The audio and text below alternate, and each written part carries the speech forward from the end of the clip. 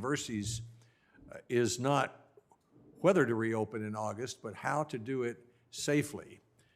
Most are working overtime to get ready for one of the surest signs that American life is regaining its rhythm: 20 million students going back to college. Our witnesses today are here to tell us their strategies for reopening safely. Mitch Daniels, president of Purdue in Indiana; Christina Paxson, president of Braun University in Providence, Rhode Island; Logan Hampton, president of Layne College in Jackson, Tennessee; and Georges Benjamin, executive director of the American Public Health Association in Washington. Purdue, the University of South Carolina, Rice, Creighton, the University of Notre Dame, and others will finish their in-person classes before Thanksgiving to avoid further spread of COVID-19 during flu season. Vanderbilt University will require masks in the classroom. To make social distancing easier, colleges are rescheduling classrooms that are usually empty in the early mornings, the evenings, on weekends, and summer. Concerts and parties are out. Grab-and-go meals, flu shots, and temperature checks will be in. Campuses will offer more online courses. Recently, I was on a phone call with about 90 chief executives of Tennessee's 127 higher education institutions. They're planning to resume in-person classes, almost all of them this fall, but they want the governments to create liability protection against being sued if a student becomes sick. Bucking the trend, California's state university system has announced it will offer most of its courses online. All roads back to college lead through testing. The availability of widespread testing will allow colleges to track and isolate students who have the virus, who've been exposed to it, so the rest of the student body doesn't have to be quarantined. Campuses are exploring using mobile phone apps for tracking and creating isolation dormitories to isolate students who have the virus or who've been exposed, as the University of Tennessee, Knoxville is doing. Widespread testing not only helps contain the disease, it helps build confidence that the campus is safe.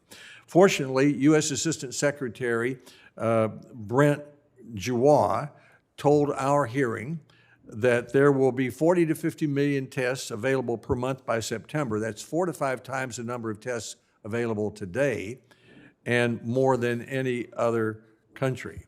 Dr. Francis Collins, who leads the Human Genome Project, now leads a competitive so-called Shark Tank, an enterprise at the National Institutes of Health to discover new ways to conduct tens of millions of additional accurate tests with quick results. Should everyone on campus be tested?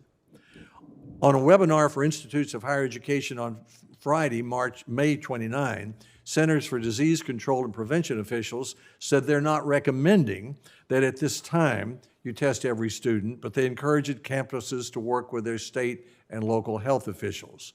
However, that doesn't take into account testing for peace of mind. Some schools may want to test everyone before they come back to campus. At least schools should want to think about randomly testing to detect asymptomatic cases, have the ability to test everyone in certain categories: healthcare, food service, cleaning workers, older faculty, students with medical conditions, students who are arriving from virus hotspots, all students in a class or a dorm where there is an outbreak or a person infected. Administrators ask me, where will I find the tests? The answer is, consult your local health department and your government and your governor. Each state submits a monthly plan to the federal government outlining testing supplies and needs. Admiral Giroir's team then helps fill in the gaps. My recommendation is you want your school's testing plan to be in your state plan. A school can also contract directly with laboratories who conduct tests, review the Food and Drug Administration's list of authorized tests, or ask for help from a local university or hospital that's created its own test. COVID-19 plans should last for at least the full school year. The government's pursuing vaccines at warp speed, but no one expects them in August. In the second semester, there should be more tests, more treatments, better contact tracing, and vaccines.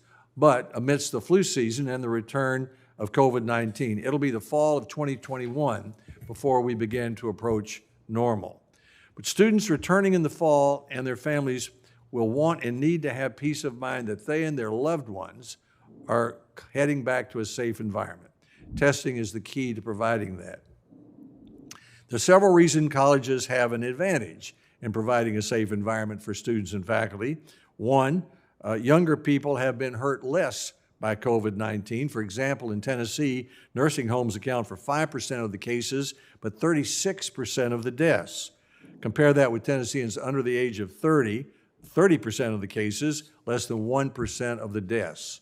Still, there is much that we are learning about the virus, and Dr. Fauci warns us not to be cavalier about assuming the young people are not at risk. Second, colleges are notorious wasters of space. Former George Washington University President Steve Trachtenberg once estimated that a typical college uses its facilities for academic purposes a little more than half the calendar year. He said that he could generate, he said that continues to generate maintenance energy and debt service expense that contributed to the high cost of running a college. He said he thought he could run 2 colleges in the space that he has 1 college if he organized efficiently. Well, he wasn't ever able to do it that way. Keeping students 6 feet apart will be easier if colleges embrace a new efficiency and use more of their classrooms and spaces throughout the day and throughout the year, and maybe that's a lesson that will last beyond the COVID-19 crisis. Third, tracking and tracing will be easier to do at college. We know what classes students attend, what dorms they live in. Colleges take it a step further and assign seats. In classes, infections will be easier to track. Fourth, a college can presumably require students to wear masks. Perhaps campuses can make mask wearing a part of the campus culture. But college environments pose a couple of challenges as well. 19 and 20-year-olds especially don't always choose to do the healthiest thing. A national survey on drug use and health found that 1/3 of college students admitted to binge drinking in the last month, for example. And second, 86% of undergraduate students are not living on campus, according to the National Center for Education Statistics. That means that many students will leave and return, potentially exposing themselves and others to virus, making social distancing and CDC-recommended health status all the more important. What should the federal government's role be in helping colleges and universities open safely? Providing advice from CDC, funding the innovations such as the Shark Tank I mentioned for tests, encouraging universities to work with states to get included in their testing plans, helping provide supplies that the states don't have, funding such as the $14 billion in the CARES Act to address lost revenues, and the federal government could provide some liability protection. Beyond that, decisions, in my view, ought to be left to individual campuses. From the small technical universities to Harvard, from MIT to the 4-year Berea College in Kentucky, which is tuition-free, they're best able to make their own decisions. When I became a university president in 1988, I asked the president of the University of California, David Gardner, why the University of California was so good. And he said, well, first, autonomy. And second, the government money follows the students to the college of their choice. United States is home to 6,000 colleges and universities, arguably the best system in the world, and it's gotten that way because the institution campuses have had maximum autonomy and minimum direction from Washington on everything from curriculum, tuition, admissions policies, healthcare plans for students, compensation for faculty. The campuses themselves determine student behavior and conduct, housing, safety, and a host of other issues. So I would suggest that we follow the same tradition here. President Trump and Congress should not be telling the California State University system that it has to open in person in the fall, nor should it be telling Notre Dame and Purdue that it cannot open in person in the fall. And it shouldn't be telling Brown University that they can't test everyone if Brown wants to, and tell Indiana that it has to, or Purdue that it has to, even though they don't want to. We know that a single lost year of college can lead to a student not graduating and set back career goals. Already, disruption of university research projects have erased much of the funding that Congress has given our research universities. Many American colleges will be permanently damaged or even closed if they remain as our witness today, Christina Paxson of Braun, says, ghost towns. 2/3 of college students want to return to campus, according to the Axios survey. Mitch Daniels, another witness today, says that at Purdue, tuition deposits by incoming freshmen broke last year's record. Colleges and universities are micro-cities. College presidents and administrators can make them among the safest small communities in our country, safest communities in which to live and work during this next year. In doing so, they will help our country take its surest step toward normalcy. Senator Murray.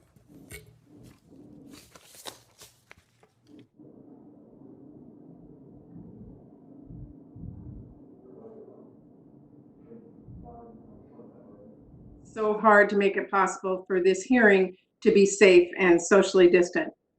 Before we begin, I just want to say that as we see people around the country, especially young people, protesting for long overdue change, we have to remember the opportunity institutions of higher education have to help address disparities and systemic racism and their responsibility to do so. And that means as we look at the dramatic impact COVID-19 is having on institutions of higher education and talk about ways to keep students and faculty and staff safe, we absolutely have to address the unique impact this virus has on Black communities and other communities of color. We've already seen that communities of color, tribes, and other vulnerable populations face some of the harshest impacts from this pandemic.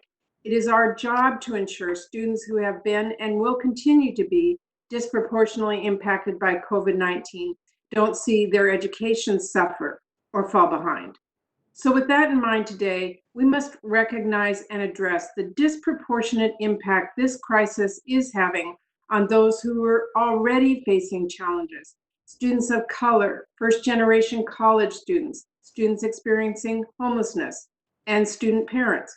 And we must let public health and science drive decision-making. The coronavirus crisis has deeply affected every single aspect of our higher education system, and it will have profound impacts on students and colleges for many years to come. The COVID-19 pandemic has forced institutions of higher education to grapple with unprecedented challenges, from widespread closures to rapid transitions to online education to unprecedented student financial need and unemployment and sharp revenue losses and looming budget cuts. Many may not be able to reopen their doors, including many historic and under-resourced colleges that serve high populations of students who have low incomes and students of color. Faculty and staff, from professors and adjunct instructors to administrative and support staff to custodial workers and food services and much more, are wondering if they're even going to have a job to return to in the fall. And for students across this country, from graduating high school seniors to community college students to students pursuing advanced degrees and more, this pandemic has completely shattered their notion of a normal school year. They are forced to navigate this new world. Every single student across this country is experiencing unprecedented disruption, and many students will need additional support, like advising and tutoring and mental health counseling, to succeed in a new learning environment. But not every student is experiencing equal disruption. The pandemic has hit certain communities, particularly communities of color, significantly harder than others. And these disparities hold true for higher education, where certain student populations are bearing a heavier burden of the crisis than others. Before the pandemic started, students of color, students who are parents, first-generation students, LGBTQIA+ students, students with disabilities, and veteran students were already far more likely to struggle to meet the basic needs like food and housing and healthcare and childcare. But with on-campus resources now widely closed, this pandemic has exacerbated existing problems for many of those students. Millions of students who rely on dorms and college-managed apartment buildings have been forced home. But for many students, like students experiencing homelessness or former foster youth or students with unsafe homes, and international students are unable to return to their home countries, Going home is not an option. For many students without access to a computer or the internet or a safe, quiet place to study, online learning is not an option. And with many on-campus and community childcare providers closed, the 1 in 5 college students who are parents have even fewer options for childcare. As we move towards solving the truly countless challenges facing our colleges and students, we absolutely have to keep in mind and address the unique needs of the students who have been disproportionately impacted by COVID-19 as colleges begin to reopen safely, physically, or online. We need to make sure that colleges do not rush into a decision on how to reopen without thorough consultation with public health officials. There is a very real possibility, as Dr. Fauci told us the other week, of a resurgence of coronavirus. That is why colleges and universities need a detailed plan for how to keep the campus community safe, regardless of how the pandemic evolves in the coming months. Our students, our faculty, staff, and college communities need to know that before colleges reopen their doors, they have planned for every potential outcome, every contributing factor, and every scenario. But colleges and universities cannot do this alone. They need in-depth, actionable, and detailed guidance from the federal government on best practices when it comes to how to house and feed students safely, how to minimize class size and keep students socially distanced, how to make sure library books and other shared equipment are cleaned properly and often. And when it comes to the broader community, how to keep faculty and staff members of the larger community safe, and how to minimize risk when students travel to and from campus. Those are just a few of the questions that need to be answered before schools can open safely. Doing so requires a complex planning process that we absolutely cannot get wrong. Colleges and universities need the actual support from Secretary of Education Betsy DeVos, who, instead of working with the higher education community on how to reopen safely, is forcing colleges and universities to implement a new harmful ideological Title IX regulation during a pandemic that will ensure one thing, that students already worried about the pandemic are now going to be more unsafe next school year when it comes to sexual assault and harassment. So while I'm glad I have the opportunity to hear from the witnesses today, this committee and the American people deserve to hear directly from Secretary DeVos on how she is working with the higher education community, as well as Secretary of Labor Eugene Scalia on how we can safely protect workers from the virus, and Secretary of Health and Human Services Alex Azar on how the administration is responding to this health crisis. Today, we need to not only address the immediate needs of colleges and students, but we need to begin to plan what the future of higher education will look like in the wake of coronavirus. These truly unprecedented times require bold, responsive leadership. But right now, colleges and universities are not getting what they need from the federal government.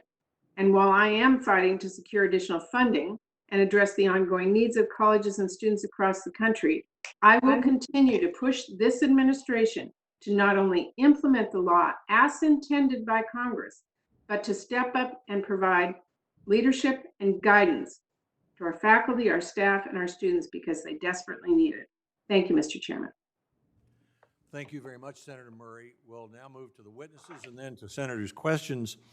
Pleased to welcome all four of our witnesses, and we'll introduce all four, but let me ask Senator Braun to introduce our first witnesses, and then I'll introduce the other three.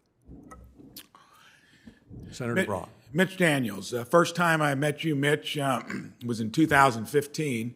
I was a freshman legislator, and you came into the Ways and Means Committee, and I remember it was like the third year, I think, into the tuition freeze, and I think you had tuition increases for 36 years prior to when you did that. And as a entrepreneur, I asked you the question, what are you going to do to actually lower costs? Remember it vividly. You said, I'm going to look at purchasing across all our locations. Made sense. You were going to tackle fringe benefits, especially healthcare costs. I did that back in my own business in 2008. And that is a rowdy affair when you do it. But when you make it sustainable, it's great for your employees. There's no doubt about that. And you said you'd turn a 4-year degree into a 3-year degree. That impressed me. That was the kind of entrepreneurial spirit I think we need across the federal government for sure, and it addresses high education costs post-secondary and healthcare costs, the two most uncontrollable sectors in our economy. It's noteworthy that you did that without shifting from full-time faculty to part-time. You did not increase your percentage of international and out-of-state students, and you signed a book deal with Amazon that lowered costs by 30%, making it to where now tuition is less in nominal terms than it was back in 2012. Also, borrowing down 31%. Got the Back the Boiler program, which is an income share agreement model, provides, I think, a better alternative to the Parent Plus and private loans. All of this is no surprise. As governor of Indiana, you took a chronic deficit situation, $800 million a year, turned our credit rating into AAA. Every position you held from the time of Chief of Staff for Senator Dick Lugar, whose seat I proudly occupy now, to advisor to Ronald Reagan, to the director of the OMB for President Bush, you've demonstrated fiscal conservatism, business acumen.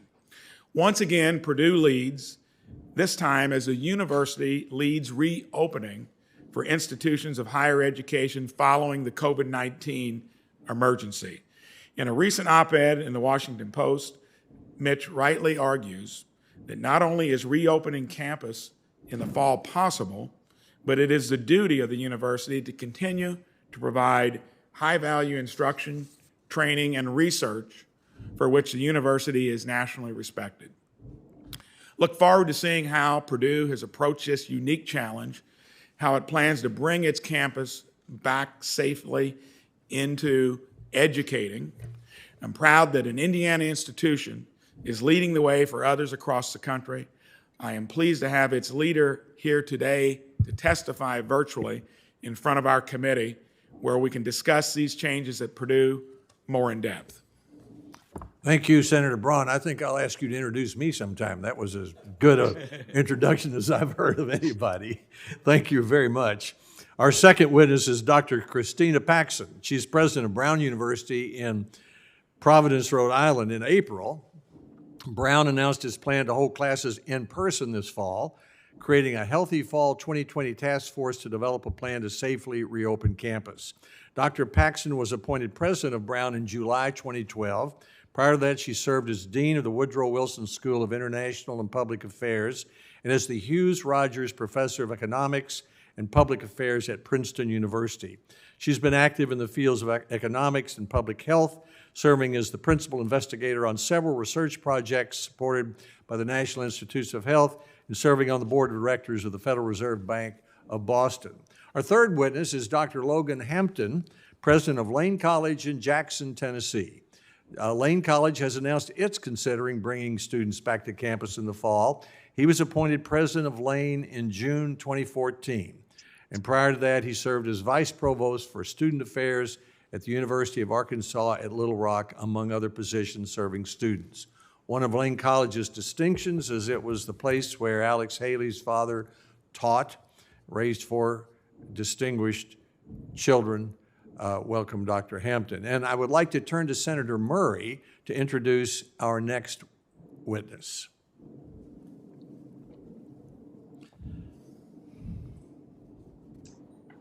I'm sorry, Mr. Chairman. Thank you very much. I'm delighted that we have the opportunity to hear from Dr. Benjamin today, who is an expert on what we need to be doing in terms of making sure that our colleges and universities and our public health system is working correctly when it comes to having a safe place to return to this fall. So I really want to thank you. Thank you, Senator Murray. Now we thank our witnesses for joining us virtually. We will ask them to summarize their statements in about 5 minutes, which will leave more time for questions by the senators. And we'll begin with President Daniels. Welcome, President Daniels. Thank you, Mr. Chairman, and the committee for this invitation and for the good advice I know we will receive during the next couple hours. Purdue is we teach everything at Purdue University, but we are one of the most STEM-centric schools, and therefore proceed from science and data when we can. And we certainly did in this case. I will say that if we had had to make the reopening decision in March or even early April, we would have not been able to justify doing so. But it was only as the data made plain how highly focused the lethality of this terrible virus is that we began to come to a different conclusion.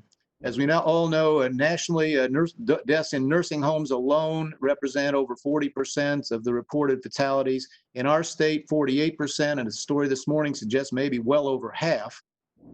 Meanwhile, on the other end of the age spectrum, the typical college age individual, we now know has a 99.99% survival rate, much higher than for many other illnesses that do affect people old and young.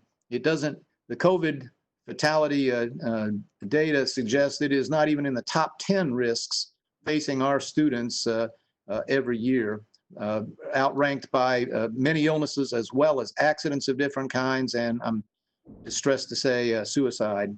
Meanwhile, the students are telling us very emphatically that they want to be on campus. They don't want their educations interrupted. We believe that we have fashioned ways, and other schools have, to deliver content online very capably, but that still deprives the student of many other experiences that are only available on campus in encounters of some kind with faculty and with their peers. So the plan we have assembled for our university is based on two basic strategies. One is the protection of the vulnerable to minimize the risk to those we now know are at serious or potential danger from this virus. On the other end, to maximize choice. We will say to students and to faculty, after you've surveyed all the precautions that we are putting in place, that if you're still uncomfortable, please don't come. We have an online option for you as a student. We have a myriad of hybrid options available for you as a professor. A week from today, our Board of Trustees will examine and I hope approve the third of three sets of actions that taken together constitute our plan to protect Purdue. Just to give you the flavor, at least a third of all our staff will continue working remotely indefinitely. We'll lower the occupancy of classrooms by at least 50%. There'll be a 10-foot minimum between any faculty member and any student, and those students will be wearing masks, and that faculty member will be behind plexiglass. I learned last night our purchases of plexiglass now exceed 1 mile. We will de-densify our dining. Indoor seating will not occur indefinitely. A grab and go, as the chairman said, will become the rule. In our residence halls, we've taken out over 1,000 beds. Many doubles will now become singles. We will rearrange the others so that we're looking at 13 to 14 or 15 feet distance between roommates as they sleep. Social distance will be achieved every way we can. No convocations, concerts, large gatherings, no parties. We have spent the millions already on HVAC and disinfection improvements. And then, of course, testing. We will have comprehensive screening on arrival and an extensive testing from the first day. Of course, testing of those who have been in proximity to people testing positive, and probably a lot of random testing during the semester. We have over 500 beds already set aside for the quarantine of positive testers, and we expect to have many more. All this will cost, before we're done, tens of millions of dollars, but we're just going to try to leave nothing to chance. But I want to finish by saying that we all recognize the single most important change we must make is in behavior, is in culture. We've already begun saying to our students, if you are uneasy about any of this, please don't come. We have another option for you. On the other hand, if you are going to come, please be prepared to pitch in and to comply with the Protect Purdue pledge, which we have fashioned, committing each person in our community to all the changes that I've mentioned and many more. We make no pretense to having all the best answers. We made our intentions known early, and not to preach to anyone else, but because we need every day, we think, to implement effectively a program that comprehensive. We're encouraged to see now almost all schools coming to a similar conclusion. We look forward to learning from them and from this morning's committee meeting. Thank you. Thank you, President Daniels, and thanks to you and our other witnesses for interrupting demanding schedules to be a part of our hearing. Dr. Paxson, welcome.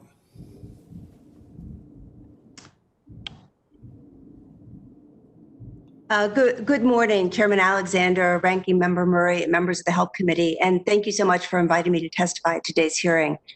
Before I begin, I want to acknowledge the pain that our country is experiencing over systemic issues of racial injustice. And in times like these, our colleges and universities play an especially critical role in helping communities build collective understanding and make calls for action. So thank you. Now, Chairman Alexander, you might appreciate the fact that my grandfather was a longtime faculty member at your university, the University of Tennessee, where he directed the Experimental Research Station. And I grew up hearing about the challenges that that university experienced during the Great Depression. And of course, the Great Recession, which I experienced, was another time of great stress for colleges and universities. But I can say that whether you're a public or private institution, large or small, rich or poor, we have never seen anything like this. Last spring, when the coronavirus started to spread in the United States, colleges and universities had no choice but to shutter our campuses. Testing was scarce. There was no way to know if the virus was silently spreading through dormitories and classrooms. So now, as economies are reopening, we're developing plans to bring research and students back to campus. And I want to underscore that Braun will not open unless we can do so safely in compliance with CDC and state guidelines. We will not compromise on safety. I'm cautiously optimistic that we can reopen if we continue to coordinate closely with the state of Rhode Island and develop a sound, science-based public health plan for our campus. And this plan must include all of the things we just heard about, very familiar now, for preventing the spread of infection. Testing and more testing, tracing, isolation, quarantine, social distancing, masks, and hygiene measures. We're changing how we use lecture and classroom spaces. We're adjusting living arrangements in dorms. We're developing plans for remote teaching, among a multitude of other steps. This work is complex. It is all-consuming. It is very expensive. But if this is what it takes to make a safe opening possible, it is well worth it because there is so much at stake. First, our students are eager to come back to campus. Many say that they may delay getting their degrees if they can't return, and that would be bad for them and bad for the country. Second, a lot of federally funded research is languishing on the bench. Our researchers have been in the labs doing COVID-19 related work throughout the spring, but important work on things like Alzheimer's disease, cancer, and new energy technologies, it simply isn't getting done. Third, the pandemic has created enormous financial pressures for colleges and universities, and this will get even worse if students can't safely return in the fall. So, Braun is fortunate, we can weather this, but colleges and universities don't have the resources to do so. And if they can't reopen, they will have no choice but to lay off even more of their employees and possibly close forever. Colleges and universities, as you know, have traditionally been some of the most stable employers and consumers of goods and services in their regions.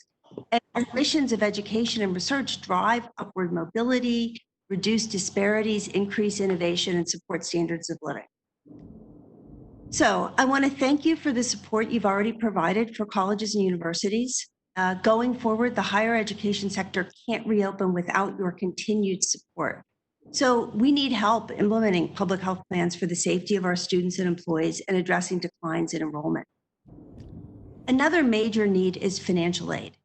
Institutions will spend tens of billions of dollars on aid for students whose parents have lost their jobs, and they may be unable to return to school without emergency assistance, even if college is open. And we can't risk losing a generation of students. Finally, universities, medical schools, teaching hospitals need estimated at least $26 billion in emergency support for research that has been adversely affected by the pandemic.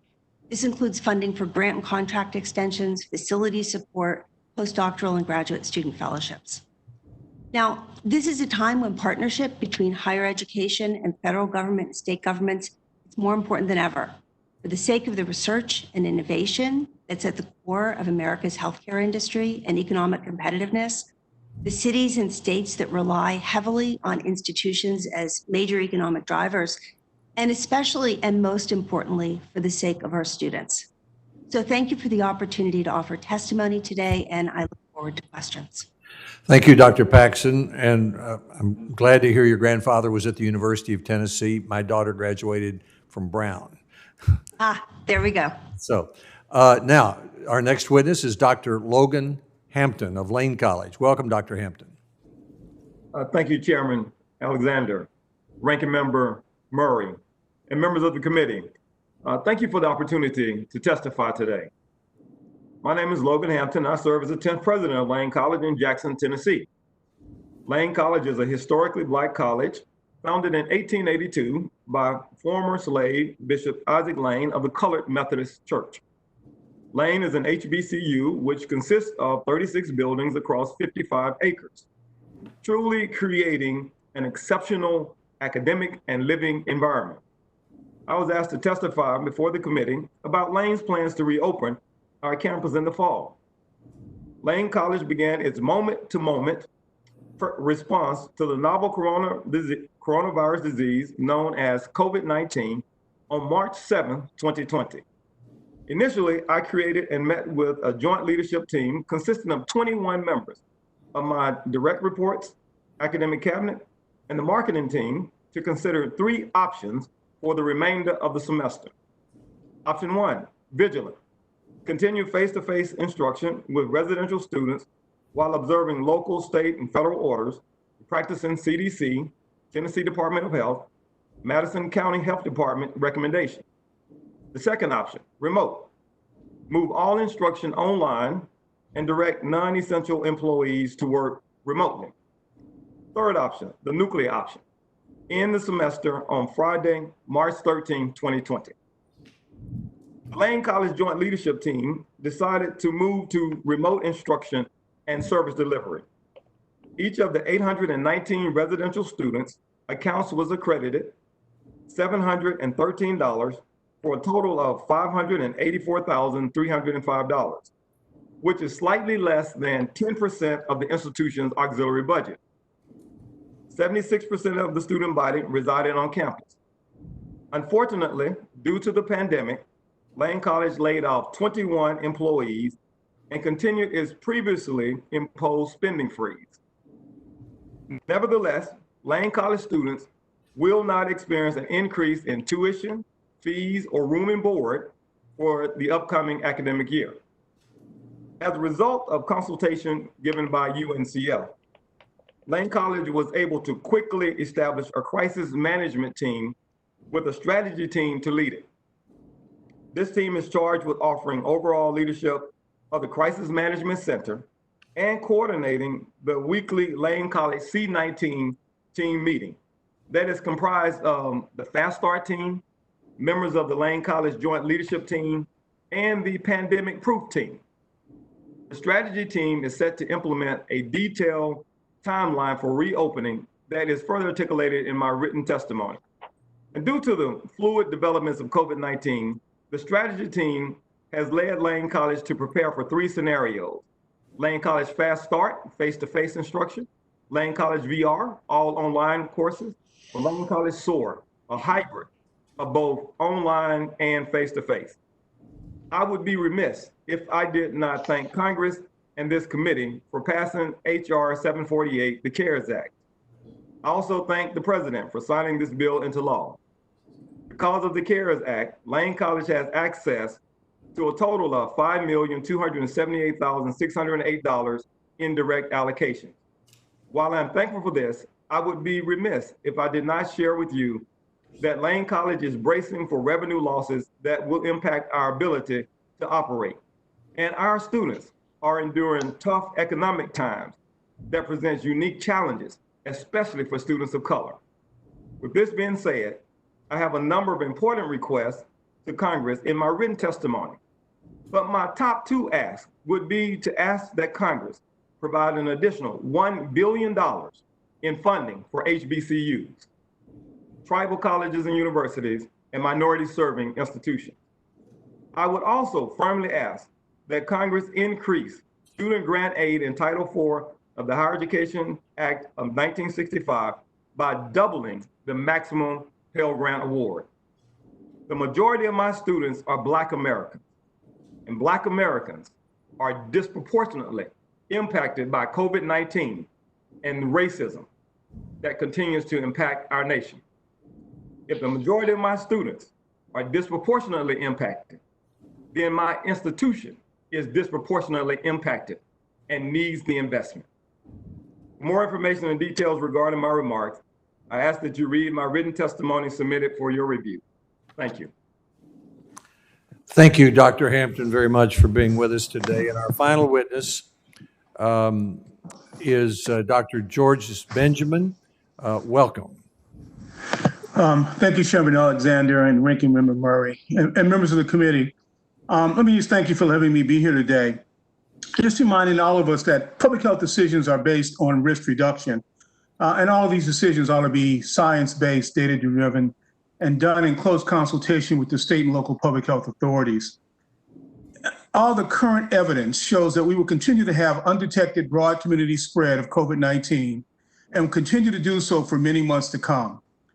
And we should therefore assume for planning purposes that there will be people on campus with COVID-19 infection, regardless of what precautions are taken. So to this end, let me just briefly talk about 5 overarching issues that I think we should reemphasize. The first one, of course, is maintaining alignment with your policies, with the standards of the surrounding community, without utilizing public health protections that are weaker than those in place in the community in which the schools sit.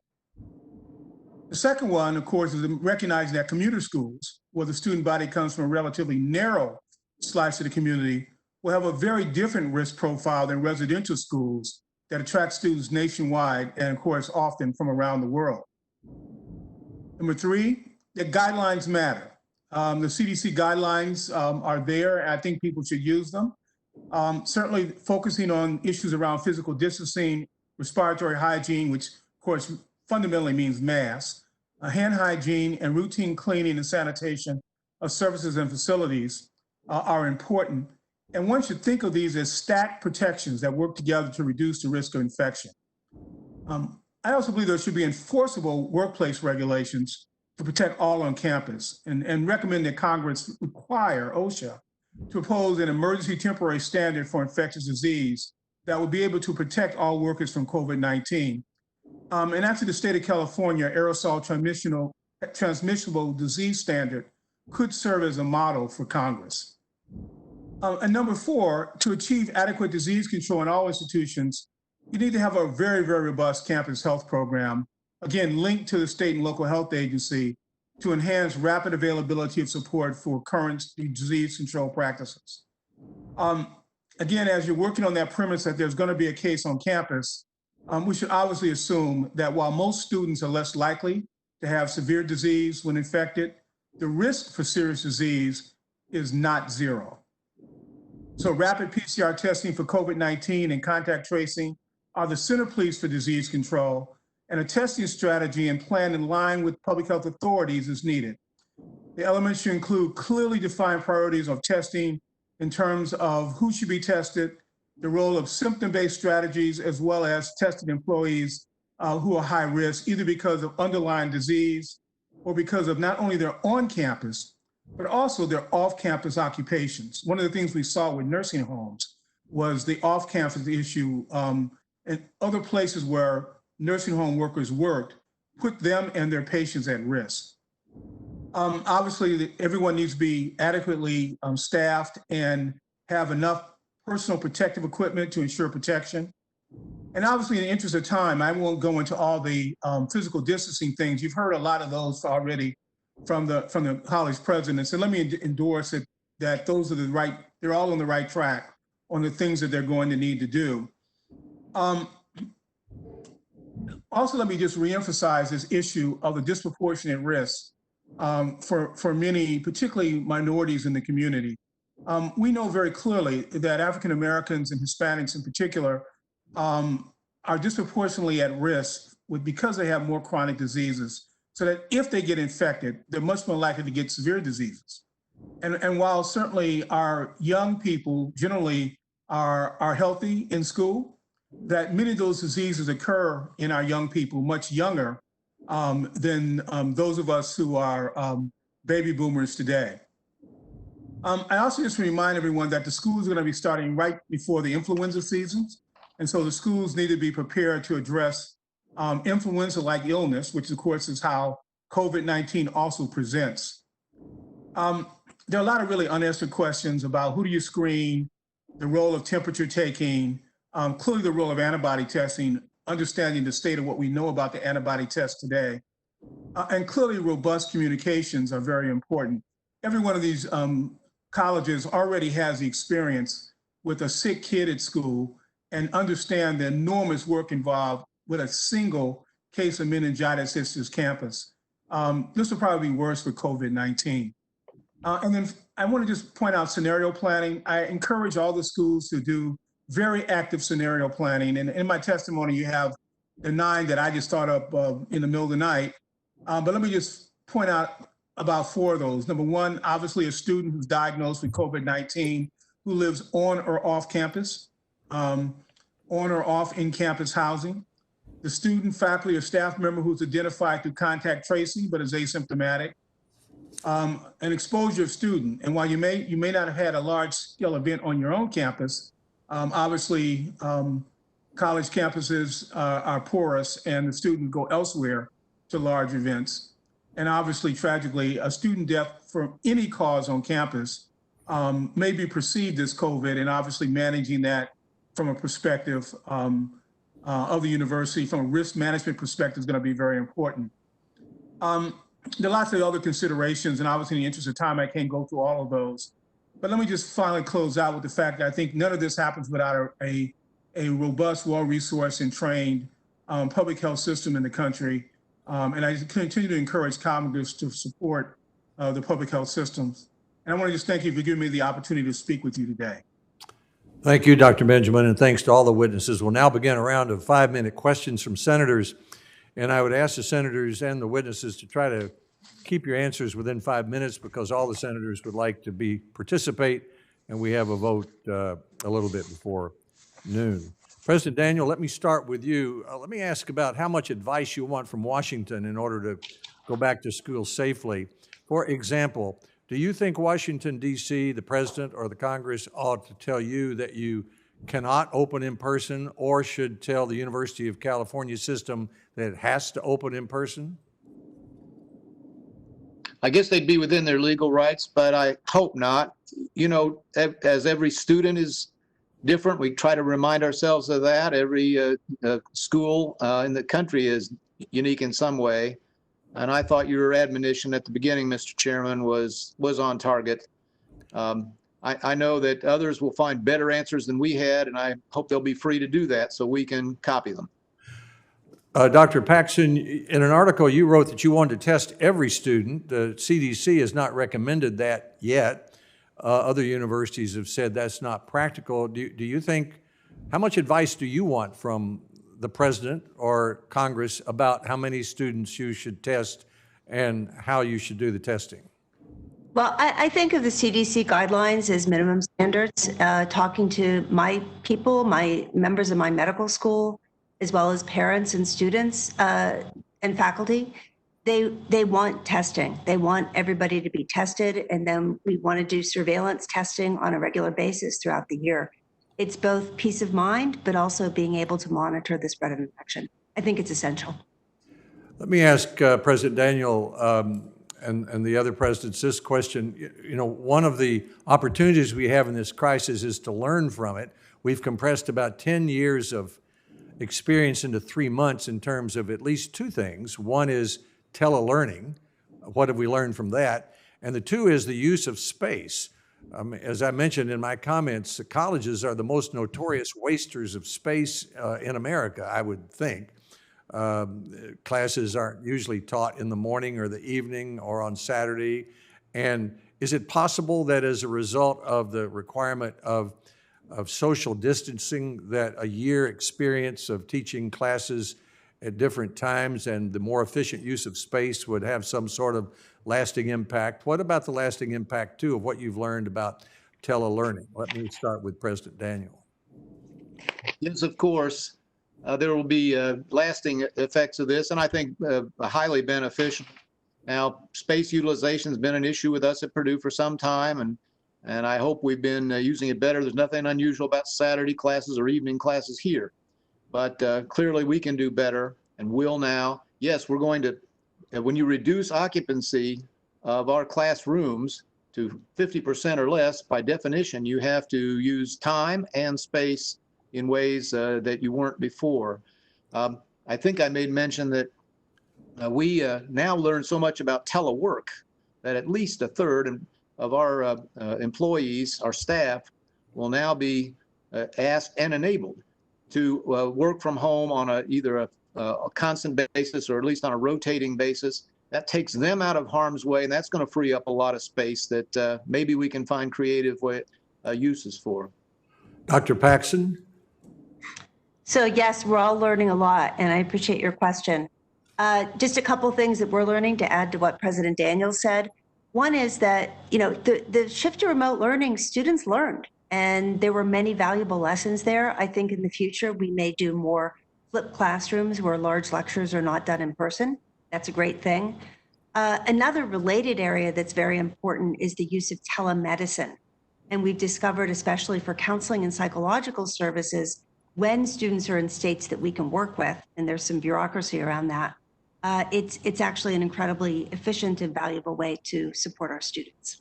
Dr. Hampton, have you learned anything in these 3 months about the use of space that might be a lasting lesson at Layne College? Yes, sir. Mr. Chairman, we certainly learned that our faculty and our institution that was committed to residential instruction could very agilely move to remote instruction. We removed every single course to remote instruction in the spring, and for us, that was absolutely monumental. I do want to go back and just say to your initial question that yes, in fact, Layne College will be open in the fall. But what we need your investment. We need that $1 billion. The greater higher education community has asked for $46 billion. We need a partnership from the federal government to help us to ensure that we have the standards, we have the facilities in place to protect our students, to educate them safely, and to deliver on our mission. Okay. Thank you, Dr. Hampton. Senator Murray. Well, thank you very much, Mr. Chairman. If we're going to safely reopen, public health has to drive decision-making. And according to our public health experts, that includes making sure students and staff have access to testing, the ability to safely quarantine if they're exposed to the virus, and support for isolation and access to medical care if they get sick. Students and staff need to be able to participate in their classes while also following public health advice to social distance and wear face masks and keep themselves and their families healthy. But public health experts agree we are not anywhere close right now to meeting adequate levels of testing and I can't do today, but tomorrow, next week. opening. Yeah, we need to go ahead and get that plan. Our country. Now, the other thing is, I don't know about Thursday for him. You need to just check with his people. Somebody doesn't. Maybe just check with Rick. Is everybody else hearing that? Schedule too. And if we need to, he may be tied up Thursday. Mr. Chairman, I think If that's the case, we probably ought to just do it. If the staff could mute him, that would be great. But Dr. Benjamin, let me just direct this to you.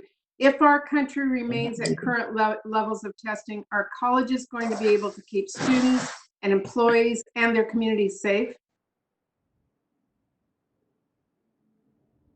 Testing has always been the key to success here. We're finally at about 400,000 tests per day. We're not nearly at the 500,000 that we need to be, and every state's a little different. I just looked at a chart today that shows there's a huge variety of states that are not yet there yet. I think it will be a real challenge if we can't get to that bare minimum 500,000 per day. And you may know that several groups like the Rockefeller Foundation believe that we should go to 2 to 3 times that amount per day. Okay.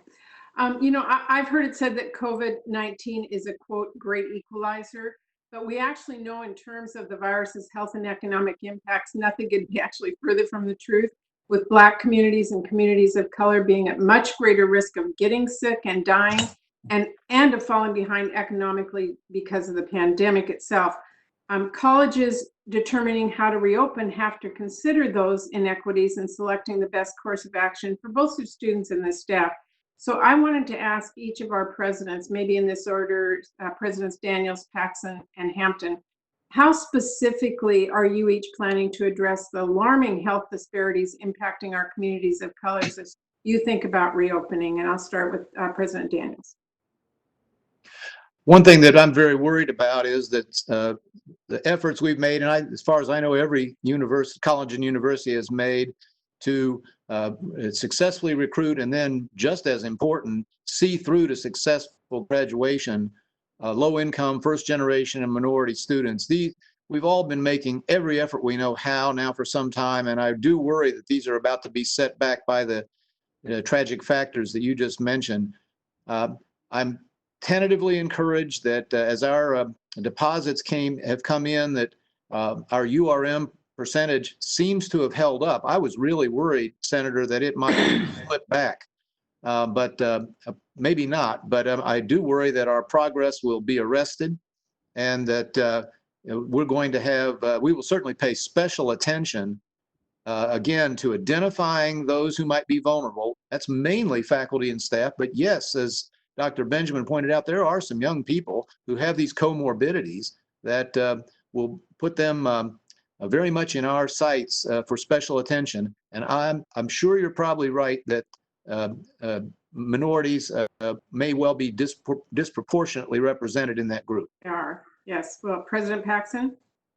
Thank you for the question. And, I've spent my life studying health disparities and economic disparities. And, when I look at it, issues of inequity are one of the major reasons why we should open. Colleges and universities are places that create level playing fields for students. And we can ensure that all students have equal access to education, the quality will be the same, and health services will be the same for all students regardless. So it's one of the major reasons why I want to get students back.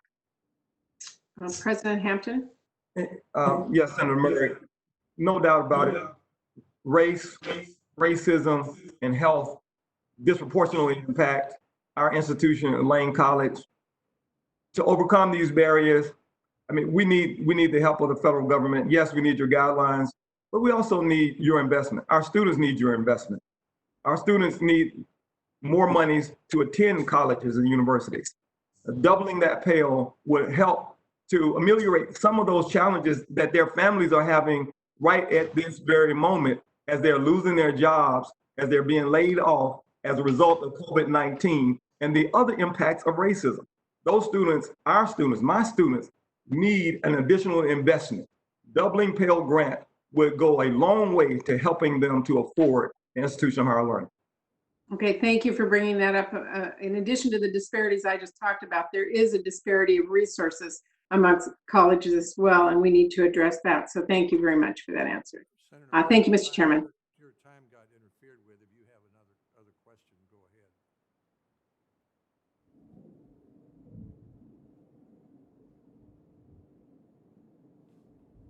All right, we'll go to Senator Collins. Thank you, Mr. Chairman. This hearing is incredibly timely because just this morning, the University of Maine and other college presidents issued a document called Sustaining Higher Education and Sustaining Maine. So I know that they are watching this hearing with great interest. My first question is for President Daniels. Colleges and universities are economic engines for their communities and their states. In addition to educating students, they employ thousands of people, administrative staff, food service workers, custodians, faculty, advisors, student workers. When the campus is closed to in-person instruction, this had a great impact in Maine on many hourly workers in particular. The University of Maine system employs nearly 4,800 employees.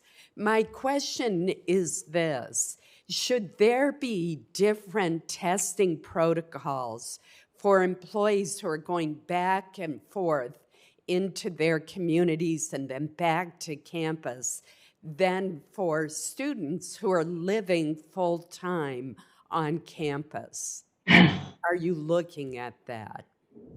That's an excellent question, Senator. Thank you. Yes, we are.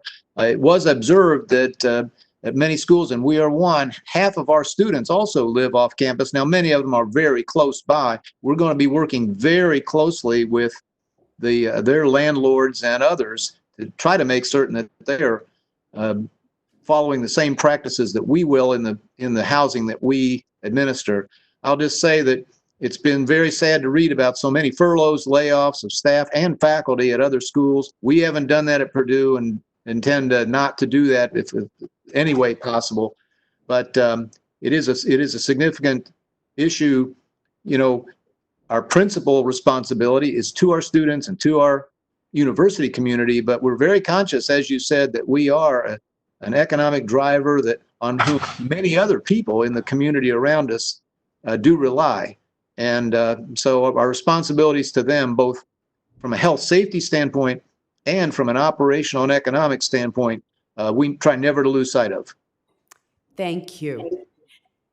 Dr. Paxson and Dr. Hampton, in Maine, more than 7,400 students are served by the TRIO programs. And I've always been a very strong supporter of those programs because we have a great number of first-generation college students in my state. I'm very worried that if colleges do not reopen this fall, that we are going to increase the number of people who have some college but no degree, and they end up with student debt but no credential to help them pay off that debt.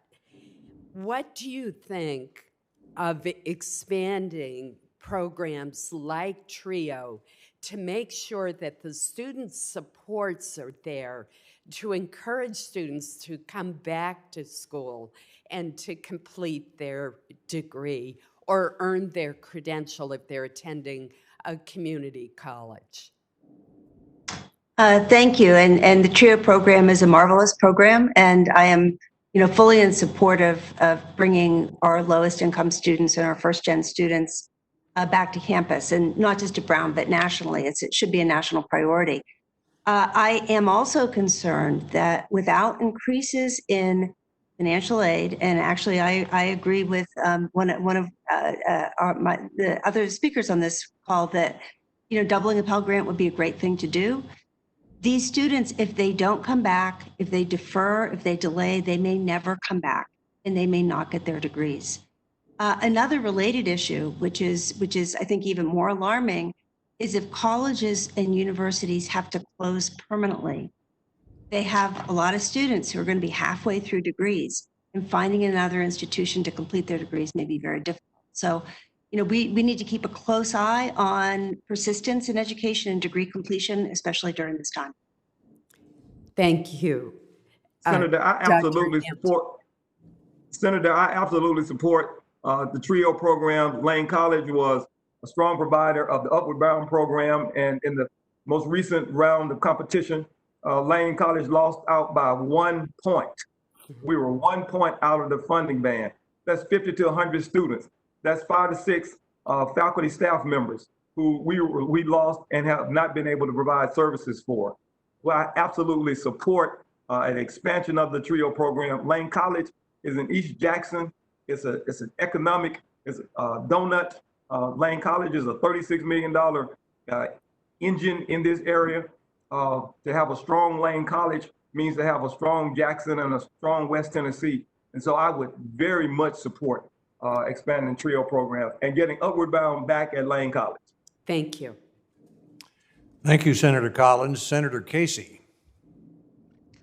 Mr. Chairman, thank you very much for the hearing. I want to thank you and Ranking Member Murray for calling this hearing.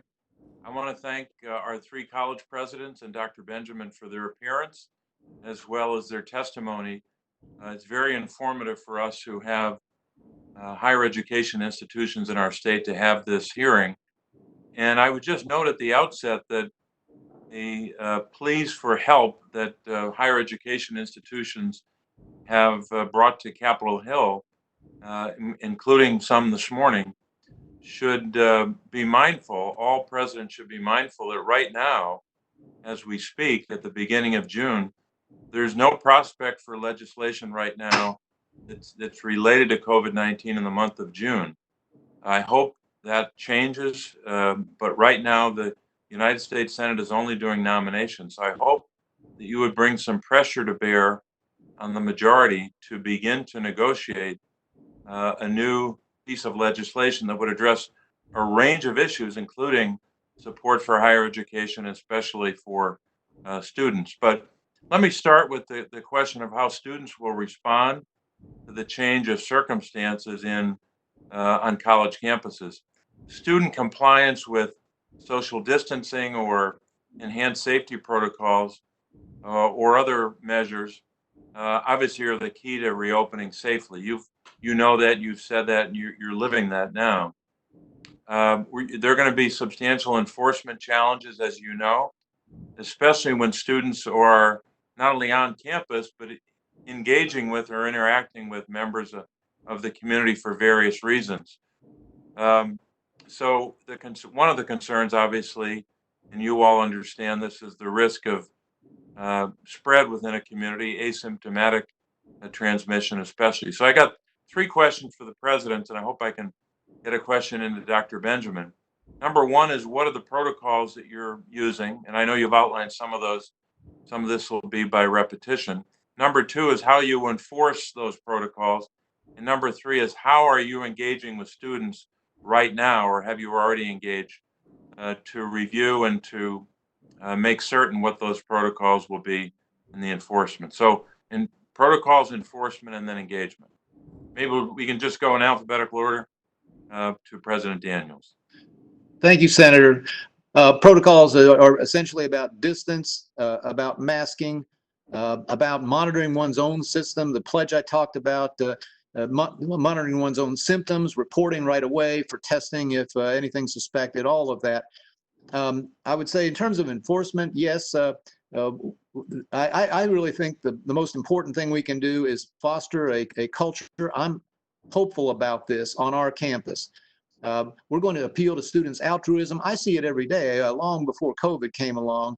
Young people in overwhelming numbers want to do good things. They want to help others. Well, here's a chance in a huge way. I'm frankly going to tell them, there are a lot of cynics out there who don't believe you'll do this. They think you're too selfish and too self-indulgent. So let's go show them how much you do care about your fellow human beings, young and old.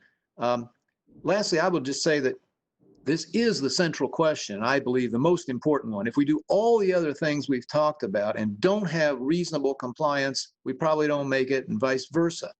A very interesting study out of Hong Kong showed that simply reaching 80% compliance with masking stops the spread of infection, lowers the R number below 1. So this really is very central. I'm hopeful, but we're going to do everything all summer long and all fall to try to foster it. Thank you. Dr. Hampton? Yes, sir, Senator Casey. We had some practice with this spring when we went to remote instruction, and we had about 200 students that remained on campus, and we began to practice the CDC guidelines. And we had a group of students who decided to have a party, and they took pictures and posted it. Well, let me just say they had very good conversations with the Dean of Students following that. And so I have every confidence in our student body, because after that, our student body practiced, those 200 students, they practiced going to the cafeteria, getting their lunch, going back to their rooms. They practiced social distancing. They did operate in pods, though, where you'd see a group of students moving around together. Thanks so much. Dr. Paxson? Thank you. And I can add, I think it's very important that the protocols that students have to follow are, one, crystal clear, not ambiguous, not overly complicated, but grounded in public health rules. That there is an expectation that a violation of those protocols is a violation of our student code of conduct, and so they're enforceable.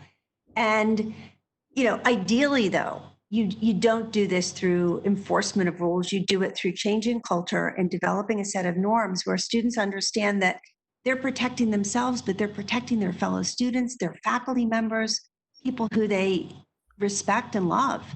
And if we can get that message through, I'm very confident that we'll do well. Thank you. Thank you. I'll submit a question for the Senator record Casey. to Dr. Benjamin. Wait, I know we got to go. Thank you. sorry, Senator Casey. Senator Murkowski. Mr. Chairman, thank you. Thank you for being here today. Thank you for your leadership in your respective schools and the leadership that you are showing as you're guiding your students and your faculty through very challenging and uncharted times. We worked hard within the CARES Act to try to ensure that we were able to get direct relief out quickly to small businesses, quickly to our schools, quickly to the individuals through direct assistance. And as I look back through CARES, it seems to me that one group that kind of got missed were students. Those who are over 16 and were not dependent on their parents, were not able to receive direct assistance. The parents weren't able to receive it on their behalf. Many times not eligible for unemployment insurance. So when I think about the impact to the students at the time, they're literally, in Alaska's specific case, spring break is underway, and they get the word, don't come back after spring break. In the University of Alaska's situation, what they were able to do was provide financial assistance to many students, from everything from ensuring that they had transportation back to their homes, shipping their belongings back, or emergency funds.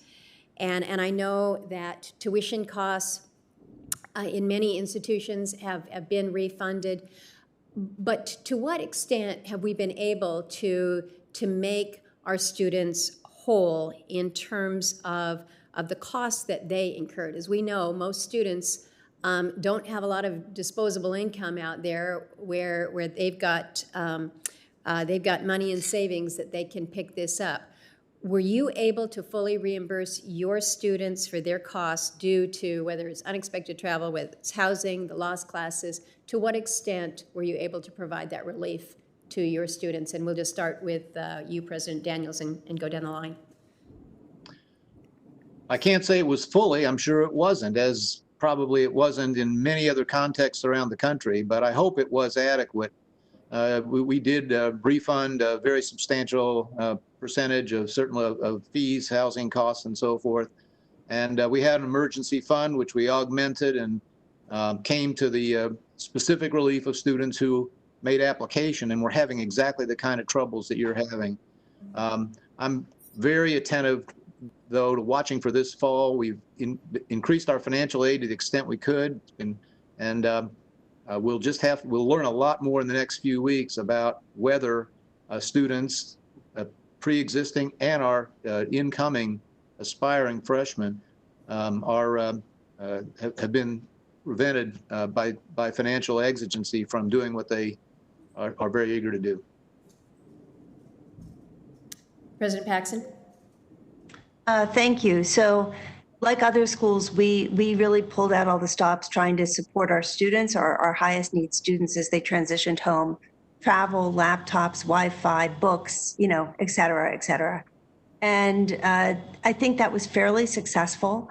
What we found, though, is that the needs are continuing and in some ways growing. As unemployment has increased, students' families are losing their jobs. students' summer jobs they've evaporated. There's nothing for students to do this summer. And so while we're doing all we can to try to find them alternative things and things for pay over the summer, it's very, very hard to meet that full need. We have waived the expectation that students will save money over the summer to meet part of their tuition in the coming year.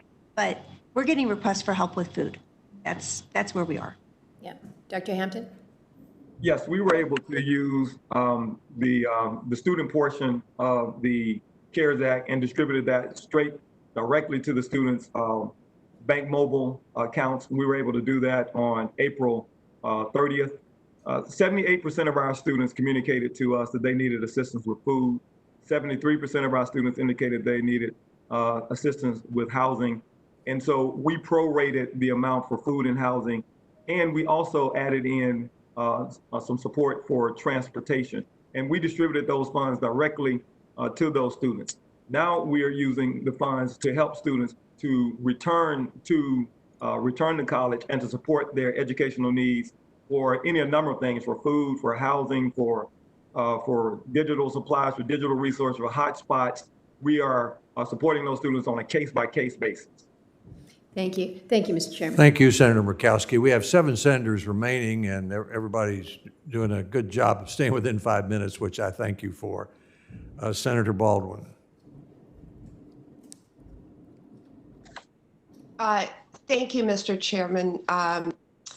I am wanting to ask a couple of questions first to Dr. Benjamin. Dr. Benjamin, you stated in your testimony that every school, all schools, should be prepared to have at least one case of COVID-19 on campus. Last week, I learned from the University of Wisconsin-Madison that they had run out of the reagent needed to run one of its testing platforms. And despite continuous calls for support from the administration essentially said that private labs need to rely on existing supply chains for things like reagent. Can you describe why schools need to have all of the supplies on hand, not just the testing platforms, but testing supplies in order to respond to the very high likelihood of new cases? You know, the challenge, of course, you have is that you're going to have a case, and you're going to have to test someone. If you don't have the capacity within your own campus health program, you're going to have the strong linkage to someone else that does. The biggest challenge we've had with all of this testing, frankly, fundamentally has been the supply line issue. And it's going to require some partnerships. It's going to require, on a daily basis, making sure that you have adequate testing capacity. And just because it's going to happen, and the way things work in the world, as you know, a case comes in and the test isn't available. And then all of the sequelae that occur after that, which are problems, are a direct result of the inability to test. So they're going to have adequate testing. Otherwise, they can't function at all. Yeah. Thank you. I have a second question for you. I know that in some of the testimony by both senators and our witness panel, there were references to the fact that most of the severe health outcomes from the coronavirus are among older people. And so certainly students in the typical student undergraduate age range are predicted to be more healthy. But I want to just consider several things as we move forward to seeing more campuses reopen. According to the American Federation of Teachers, the 40% of adjunct or contingent faculty who comprise 75% of total instructional staff are over the age of 60. And I'm also thinking a lot about our technical and vocational colleges that will probably, during a time of excessively high unemployment, see a new age demographic beyond what they've already seen as a result of the Great Recession. And so I'm very concerned about not only the safety and health of undergraduate students, but also faculty and the staff that work on our campuses. I'm confident that colleges and universities want to do the right thing, but they need very clear rules of the road, and workers need to know that they are protected. It's why I worked with several of my colleagues to introduce the Every Worker Protection Act, which actually requires the Occupational Safety and Health Administration to issue emergency temporary standards that cover all workers and workplaces, and requires workplaces to implement infectious disease exposure control plans to keep their workers safe. You stated in your testimony that OSHA needs to promulgate such a standard. Do you agree it's important for the safety of faculty and staff as well as students they serve that such a standard, not a voluntary guidance, but a standard be in place before colleges and universities move to reopen this fall? You know, I've been running big organizations on and off for a long time. And unless you have standards that everybody can rely on, you're not going to get anywhere. Those standards are absolutely important to protect workers because they create, frankly, a floor that everybody can rely on. Doesn't mean you can't do more than that. But I've always argued that those kinds of standards are absolutely essential. They reduce a whole range of your risk. And so I would also agree with your statement, Senator. Thank you. Thank you very much, Senator Baldwin. Senator Cassidy. Thank you, Mr. Chairman. I want to thank the university presidents for thinking creatively about reopening the school. Dr. Benjamin correctly points out that even though you're less than 25, you have less risk. The risk is not zero of health effects. But what we do know is that if you miss out on critical years of education, it's an absolute 100% risk that your future economic prospects are minimized. President Paxson, I'm struck by what you say. So far, CDC recommendations seem to be the kind of minimum standard. They're not actually kind of what we'd really like. Dr. Benjamin, first going to you, knowing that the federal government has been slow coming out with testing strategies for settings like universities, and that what they do at Layne is going to be different than what they do at Braun, different than what they do at Purdue, or at Louisiana State University or Tulane, just because of different sizes of schools. Is your organization promulgating or suggesting different strategies so that someone like President Hampton, God bless him, is able to get his university reopened and with kind of a strategy about how to use the testing which is available? Well, while we're not specifically developing standards, we are encouraging schools and others to develop learning collaboratives so that they can learn from one another. I'll pause you just because I just have such minimal time. I do think it's important to have a strategy. I think it's important for the federal government. I think it's important for others. President Paxson, it appears that you have put together a strategy. I just want to explore that a little bit because I think you would inform others. Mm-hmm. We understand that if you have an outbreak in a particular dormitory and it's not in other dormitories, intuitively you would devote resources to the folks in that dormitory. Is that the beginning of your approach, or how would you say that? Yes. So, the optimal testing strategy is something we're working on really carefully. We have epidemiologists, and it's going to be data informed, and it's going to change over time. It depends on prevalence in the local area. But certainly one of the components would be if there was a student who tested positive, their dormitory, their classmates would be people who, doing standard contract chasing protocols, would be people who would be tested next. Now, let me ask you one thing. One thing we've been interested in, because there might be a limitation on the number of tests available, is the ability to batch test, to do 100 in a dorm, but if it tests positive, then you do each individual. Is that part of your strategy? Well, we're exploring that, and that's something that's still relatively new, very much in development. Batch testing looks promising, as does wastewater testing. where you can test stuff coming out of the dorms and figure out if anybody in the dorm has it. So we're exploring those options. You're very delicate when you say stuff coming out of the dorm. Yeah. President Hampton, as you put together your strategy, these folks got medical schools.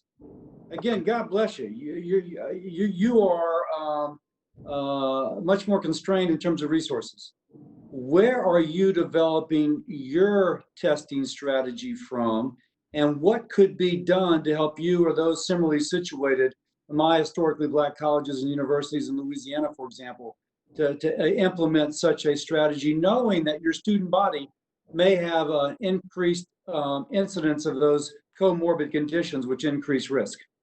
Well, I begin with number one, make the investment in our institutions. Make that $1 billion investment in the historically Black colleges, universities, tribal colleges, MSIs, and the $46 billion in the greater body. Make that investment. We had a little bit of practice with this this past spring. We implemented protocols where a student presented in our health services, then that student was tested for flu and they were screened. And we had one incident on our campus in the spring with students who remained on campus where a student had come in contact with a person, and we were able to isolate that person into an apartment complex, allow that person to go through those 14 days, and then have that person to not show any symptoms. But let me ask you, because I'm almost out of time.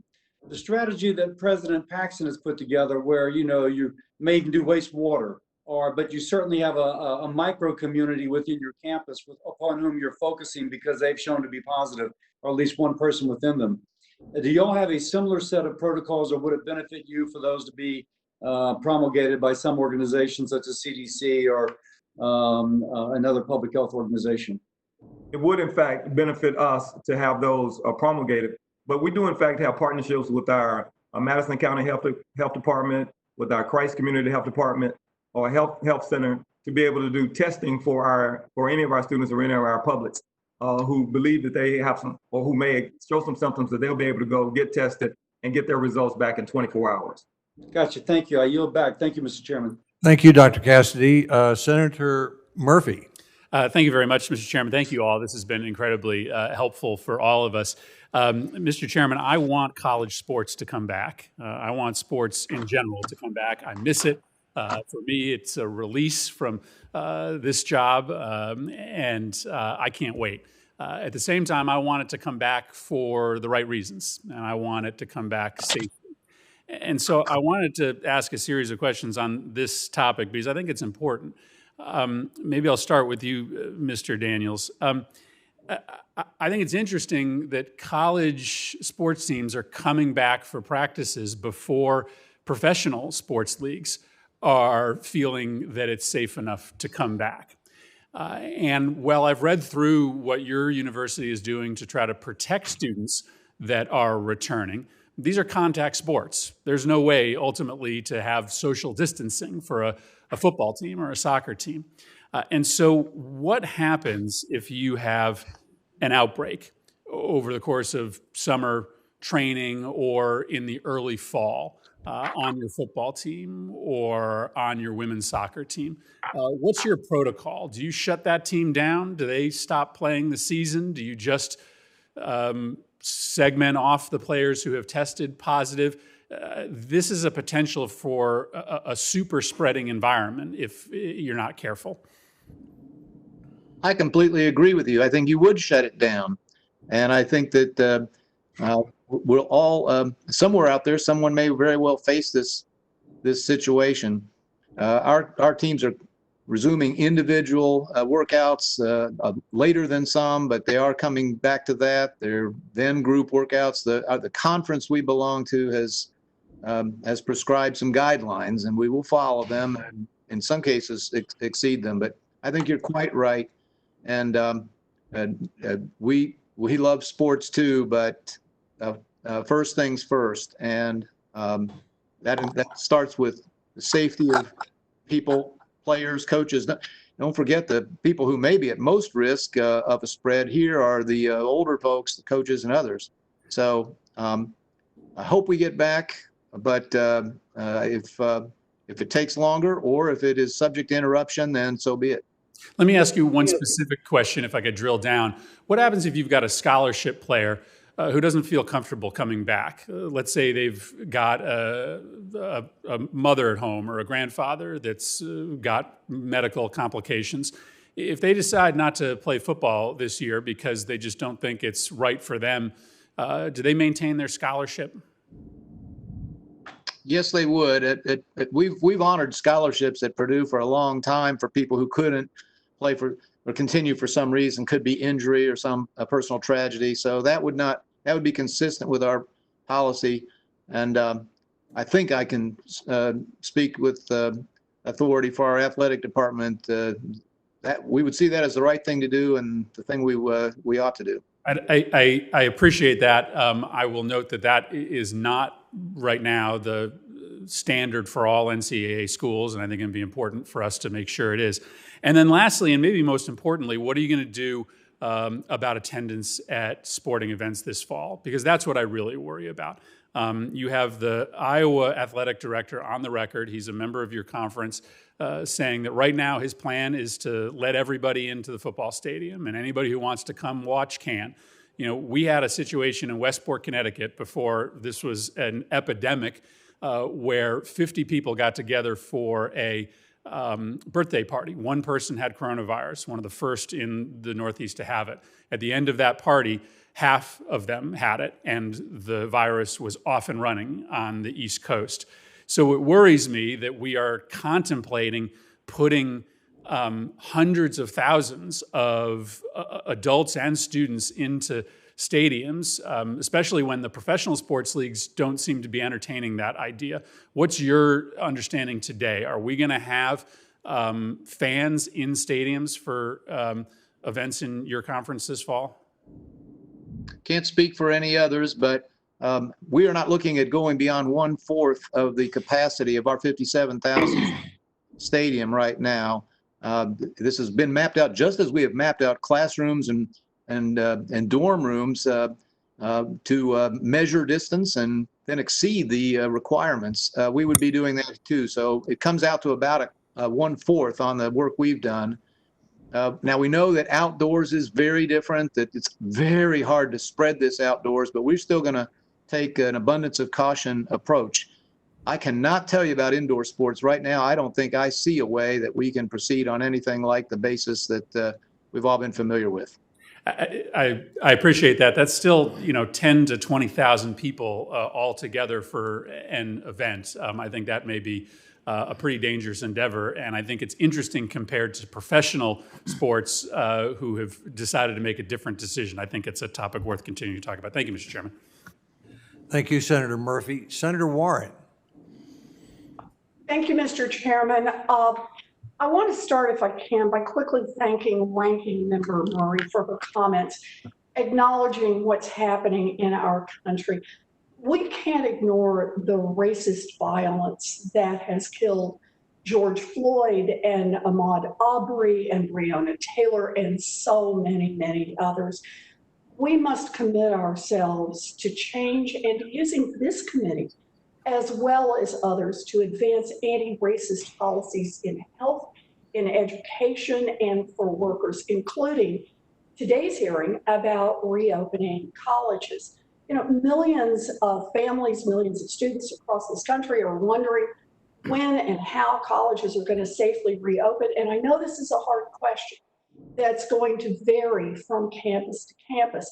But President Daniels, you wrote a recent op-ed entitled, "Why Failing to Reopen Purdue University This Fall Would Be an Unacceptable Breach of Duty." So your op-ed makes it sound like you have already decided that you're going to reopen no matter what come this fall. And in that op-ed, you discuss how you're going to mitigate risks to undergraduate students.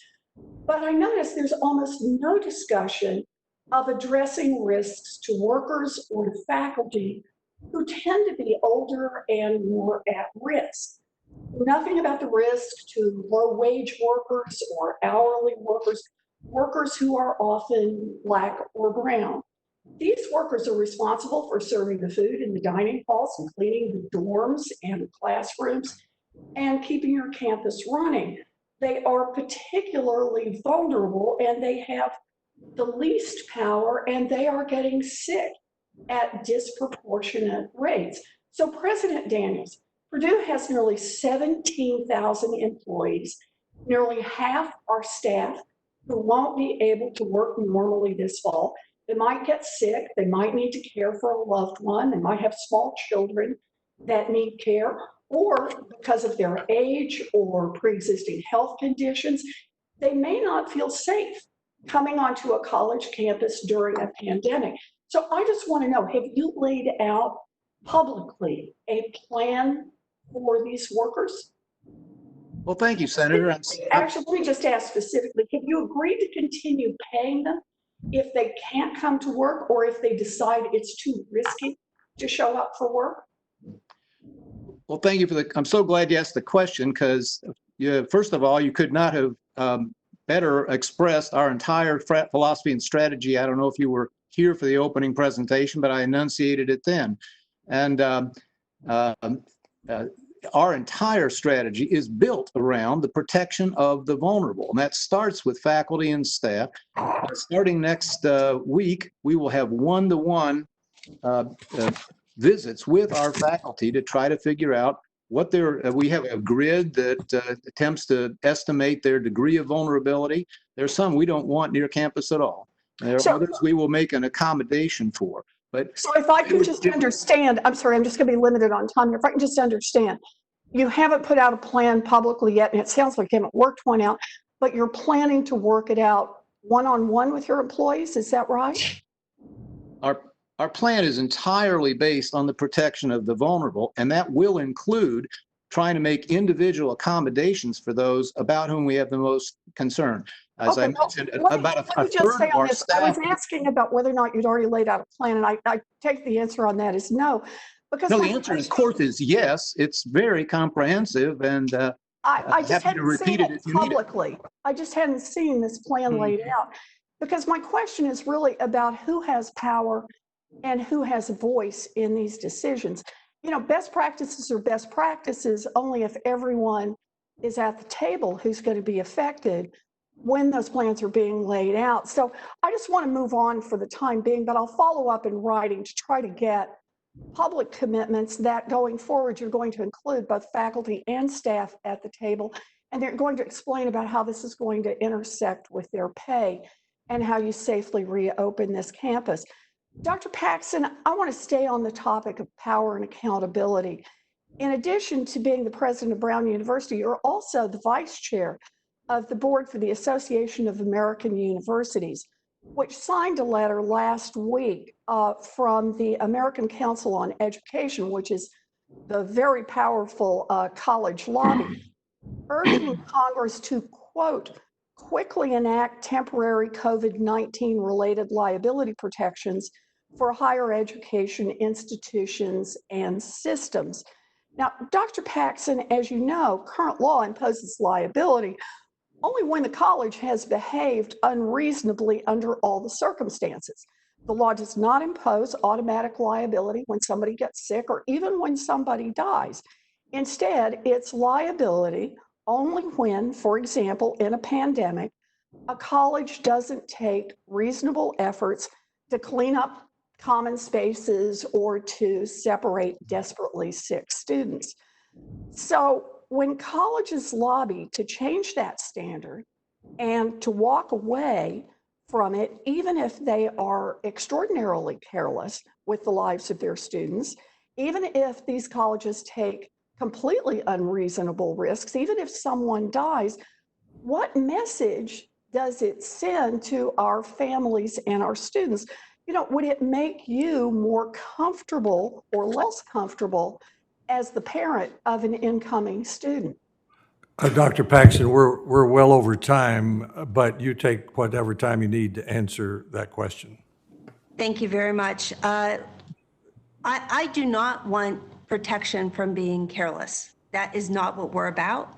And if we are careless, if we don't follow guidelines, that's something that should not be protected in any way, shape, or form.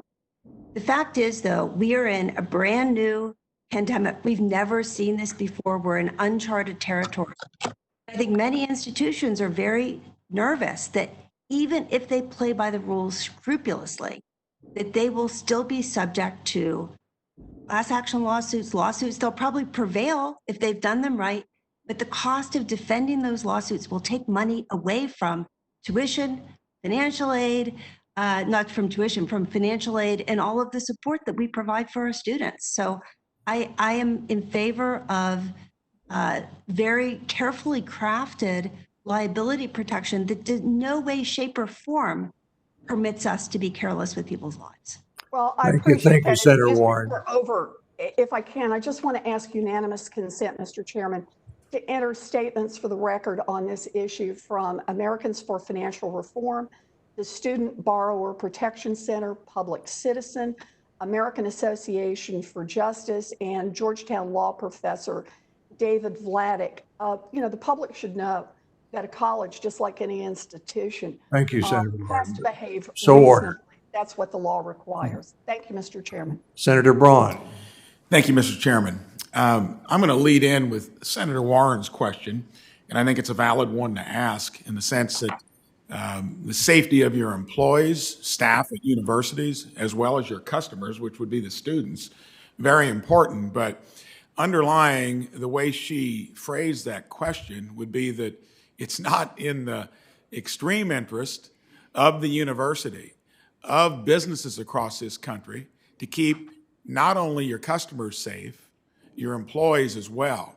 It also, to me, by the way it was stated, assumes that there's not going to be the agility and the ability to do both of them. And my question is going to be for President Daniels, and you can continue a response if you want to, but I think rest assured for the people that run the real economy, including teaching our students, they have in their own best interest to do all of the things this kind of bureaucratic approach has been, to where it's tamped down economies maybe unnecessarily. We're able to do two things at once. And I think that argument that you cannot operate safely and keep the disease at bay might have been an underlying strategic error in how we've addressed it in the first place. So President Daniels, as any entrepreneur, sometimes your plans don't work out the way you might hope they will. I know in building a business over 37 years, if things were growing great in the moment, I said, hey, something is going to come along to maybe try to derail it. Had the data not shown you, or if something should change to where you bring students back to school, and I think everything you've laid out makes it sound like a great plan. Let's say if not, how does your involvement with online education, I think you call it Purdue Global, would that have been a backup plan that would have come into play for your students that would want to attend on campus? Tell me a little bit about that, and then more broadly, how you think that part of post-secondary education might break the cost curve that's been so tough to do with traditional education on campus. Senator, Purdue Global is a separate branch of our university. It serves a very different clientele.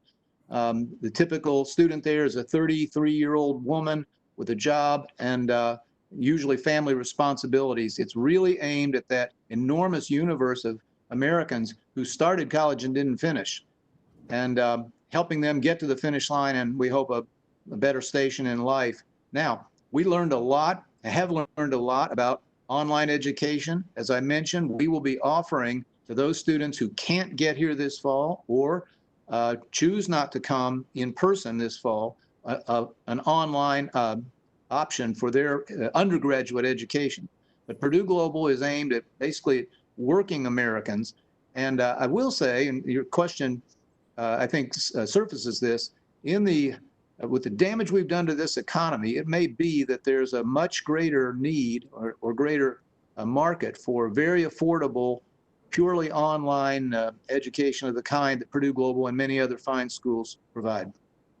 And then to dig into that a little more deeply, how long do you think that cost curve will take from the involvement in online undergraduate as well as what you're learning from the trying to educate older students? Do you think that is something that's going to be disruptive enough to where, like healthcare, for instance, it costs us double here in our country, roughly, what it does in most other countries with results that aren't any better? Do we have that opportunity through disrupting education in a way, since it's the next most stubborn cost increase each year, through technology, through something different that most of us might not see at this point in time? The exorbitant, even staggering cost of higher education has been an issue for quite some time now. Thank you for noting at Purdue, we have not changed our tuition in the last 8 years and have pledged that that'll last at least through a ninth. We are less expensive in nominal terms than we were in 2012. And with the result, I think we've been able to attract more students and terrific students for whom affordability and accessibility is a real issue. Now, in the wake of this terrible pandemic, it seems very clear, I think, that there'll be a new pressure on schools, us and everyone, to find every way possible to make this vital service we sell more affordable. And I can't imagine you'll have any other outcome than that. Keep it up. I think leading the way on trying to make something that is, along with healthcare for most families, the demand is inelastic. We all want it. Ironically, of course, classic economics, that's where it costs us the most in this country, and we need to do much better. Thank you. Thank you, Senator Braun. Senator Kane. Thank you, Mr. Chair. Thank you for this important hearing, and to our witnesses. I have been very, very critical of the administration's handling of the public health side of this crisis. There's no reason the United States should have more than 100,000 deaths. There's no reason that our economy should have been hammered by this in the way that it has, especially if you look at what's happened in other countries. Since I've been critical, and I'm going to continue to be, I also feel like I got to give credit where credit is due. The administration has done some things that I want to thank them for, and some are kind of right in this bailiwick, helping us work out implementation challenges to the CARES Act. You'll remember, Mr. Chair, after the CARES Act passed, some thought that the aid that was going to go to students might be taxable income. The administration worked quickly with us to clarify that was not the case. Some universities trying to get PPP loans were told that their student work-study students would be counted as employees, putting them over the 500 limit, disqualifying them for PPP loans. Again, the administration worked very quickly to allay that concern. And so I got to give credit where credit is due, because I'm going to turn soon to some more criticism. I do want to thank Senator Murphy for raising the football question, because it's an example of how opening is complicated. Folks who play football are amateurs. They're not getting paid. Folks who play football are disproportionately minority. There's been a number of articles in Forbes and Sports Illustrated about how football, especially in the Power 5 conferences, is a big money thing.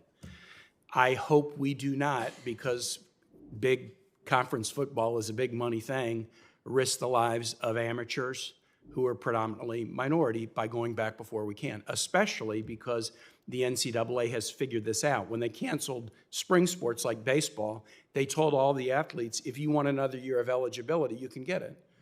And many who lost their last year of basketball or baseball and were sort of heartbroken about it have figured out ways to go and get a master's degree or stay at a college for an extra year so that they can have that extra year of eligibility. We can provide that experience for student athletes if they want it without jeopardizing their health, because football is a money-making proposition, and I hope we'll all consider that. All right, let me get to the critique. Mr. Chair, you said a couple of times, your whole opening statement lays it out so well. The road to reopening is through testing. The road to reopening is through testing. And I deeply believe that. There's other issues, obviously, but the road to reopening colleges is through testing. The CDC has a document that they have put out and continually updated. It's online right now. It's called Considerations for Institutions of Higher Education. The most recent update was May 30. It's a very comprehensive document. I've just got it here on my iPhone. You go through it.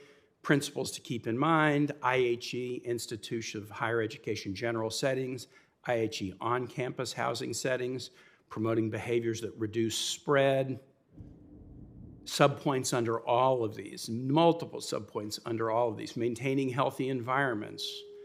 Let's see, what else do we have here? So many, maintaining healthy operations, room layout, water system supplies, subpoint, subpoint, subpoint. You go through this endless document, not a mention of testing. The CDC guideline, right, preparing for when someone gets sick, endless subpoints. There's not a single mention of testing in the document that the CDC currently has to give to our universities. Now, I get it that our universities don't need a mandate, test everybody or test 1/6 of students. But universities don't all have CDCs. They don't have NIHs. They need guidance. If you're going to give a university guidance about how to make sure the water system is safe, or how to limit the size of activities, or what to do when a student gets sick, it would seem like you would give them some guidance, some recommendation about testing protocols. Mr. Chair, you laid out sort of a good one. Maybe you test everybody who's sick or anybody in a vulnerable population, and then maybe you would want to do some sentinel testing randomly to determine the spread of antibodies. And it strikes me you could give that guidance to our universities without, a mandate that is too restrictive. My suspicion is this, because this has been more general with the administration. They don't want to set goals for testing because they don't want to be measured against those goals, because they know that if they are measured against the goals, we'll fall short. The only way you get to a goal is by stating it. If you don't state it, you're not going to get there. And I think our CDC does a great disservice to colleges, small, medium, and large, if they don't provide some basic guidance about what a testing protocol that would be successful would look like. And with that, Mr. Chair, I thank you. Thank you, Senator Kane. Senator Hassan.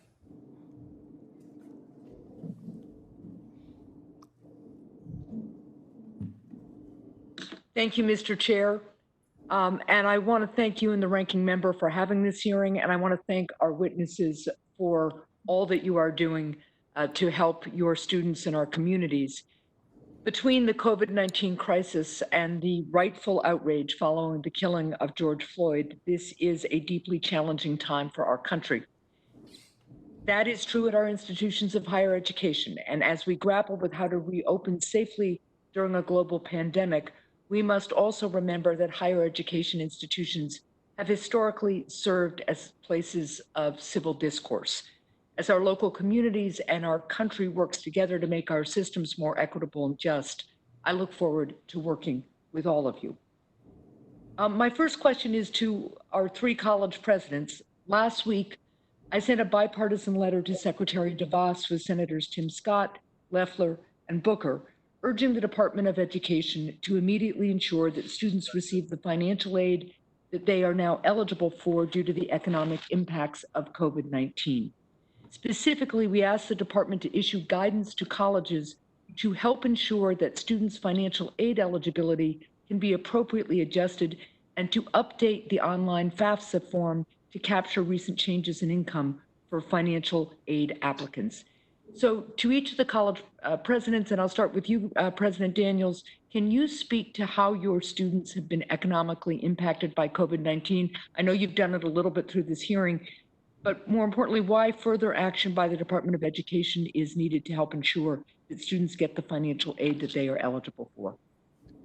Well, Senator, I can't say that we know yet. We're in the process of finding out now which students who have expressed the desire to come to Purdue will finally come and can manage it. And I don't doubt that many of them have encountered significant economic setbacks since they expressed that intention. We'll know much more over the next few weeks. I'm hoping that most of them will be able to do it. But I applaud the initiative that you led and those who joined you in it. Clearly, we all need to do all we can to get aid more swiftly and directly and flexibly, which is a point I think you just drew our attention to every young person who needs it. Thank you. President Hampton?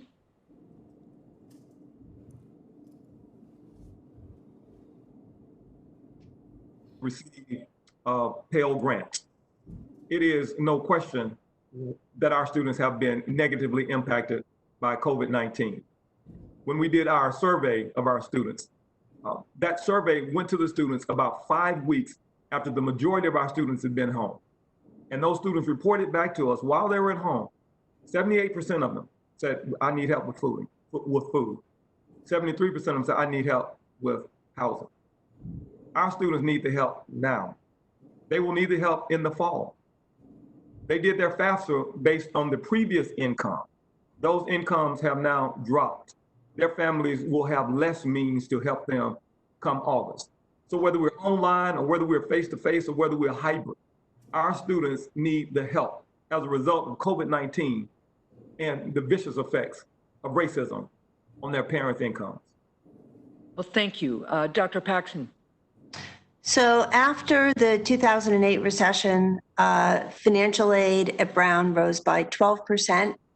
The maximum unemployment rate during that recession was 10%. We're heading to 20%. We're also hearing from students who are saying, I know my FAFSA was correct, but it is no longer in any way an accurate portrayal of my family's economic circumstances. So we are having to go back and revisit all of those aid awards because we're in an extraordinary time for students and their families.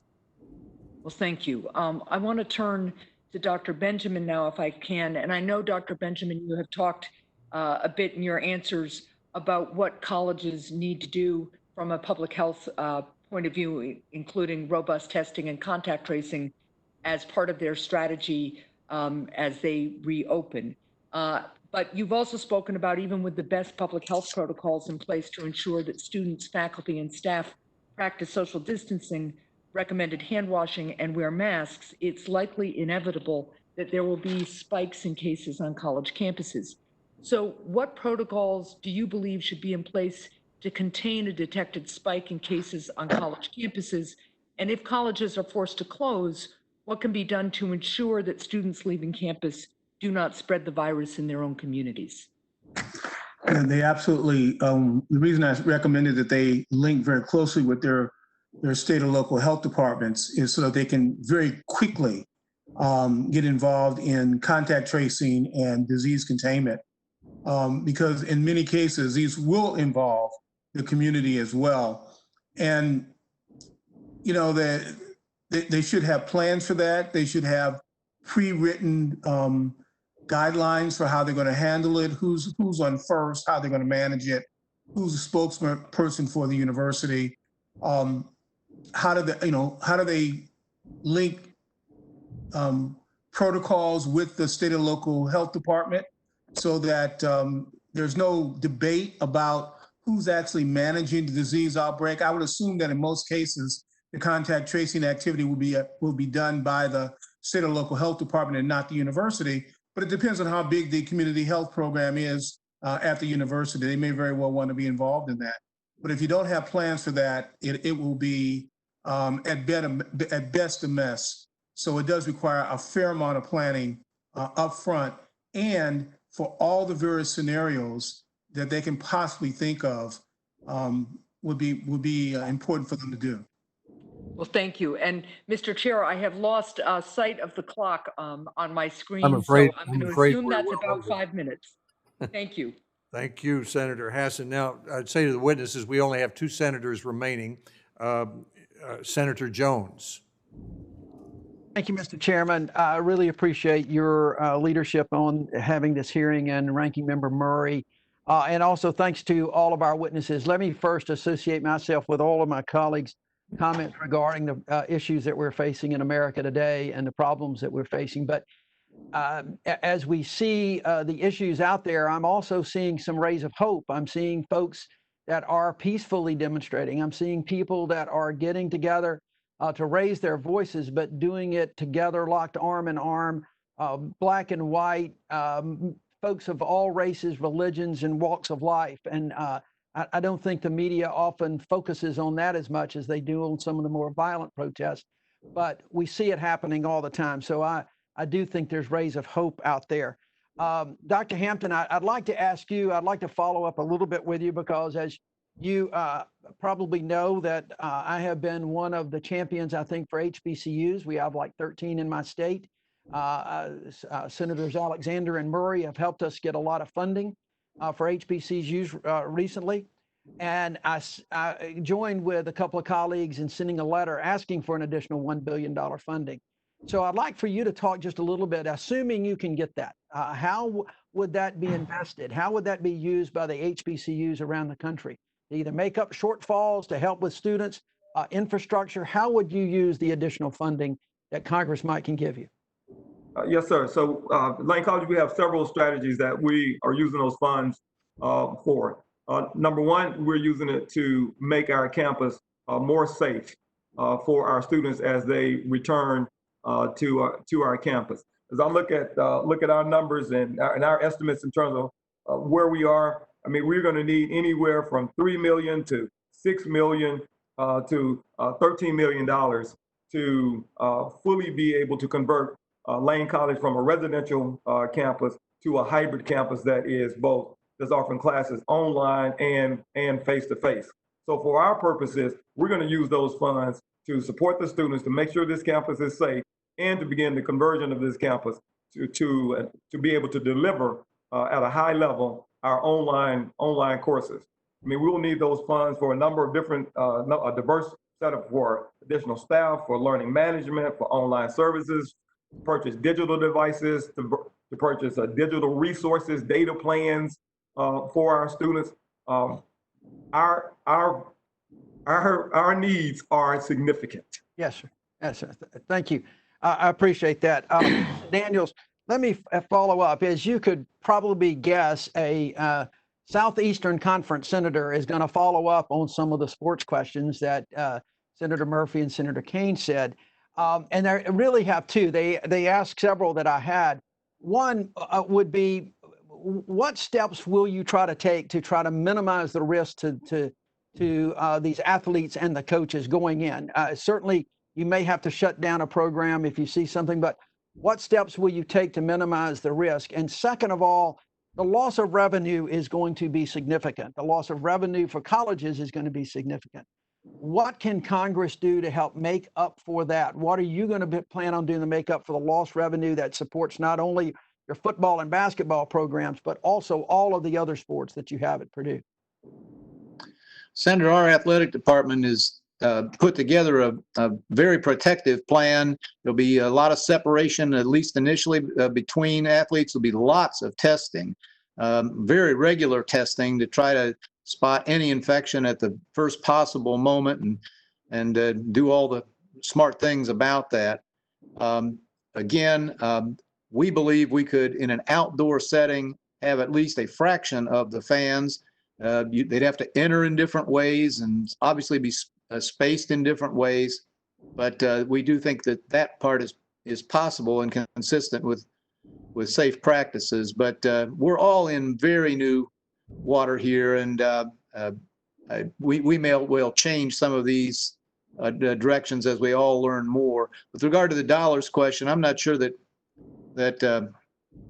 a federal treasury that's already done what it's done and borrowed what it's borrowed wants to be making up athletic shortfalls. We at Purdue, I'm proud to say, have always operated a self-sufficient athletic program, which we've never imposed a fee on our students who are not able to play and may not even be that interested in athletics as much as some of us are. So on the list of huge problems we've been discussing this morning, I don't want to minimize this one, but I for one would not urge that you place that high, nearly as high as, for example, helping HBCUs and some of these other goals. Thank you. I was hoping that would be your answer. I appreciate that very much. Thank you, Mr. Chairman. Thank you, Senator Jones. Senator Rosen. Thank you, Chairman Alexander. Ranking Member Murray, I want to thank all the witnesses for being here today, for the work and care that you do to help our students and those that work at our universities. But I believe we really need relief for our dreamers and our student veterans. And the COVID pandemic has severely impacted Nevada's colleges and universities and the students they're serving. It's why I was glad to vote for the CARES Act, which provided more than $6 billion to our institutes of higher education to provide emergency financial aid to students most affected by the pandemic. The new law intentionally provides significant flexibility to institutions in determining how to distribute funding among students, including those who are most in need. Unfortunately, the Department of Education has decided that not only students who are only students who are eligible to receive federal financial aid qualify for CARES Act assistance. This decision excludes student veterans, individuals who haven't completed the FAFSA application, and DACA recipients, many of whom have the added financial burden of supporting their parents, their siblings, their children, being the first in their families to attend college. In April, I joined a letter along with several members of the committee asking Secretary DeVos to reverse this decision to prohibit institutions of higher education from providing CARES Act emergency financial aid grants to undocumented students, but have not yet received a response. So Dr. Paxson, like our educational leaders in Nevada, you and your university have long supported protections for dreamers.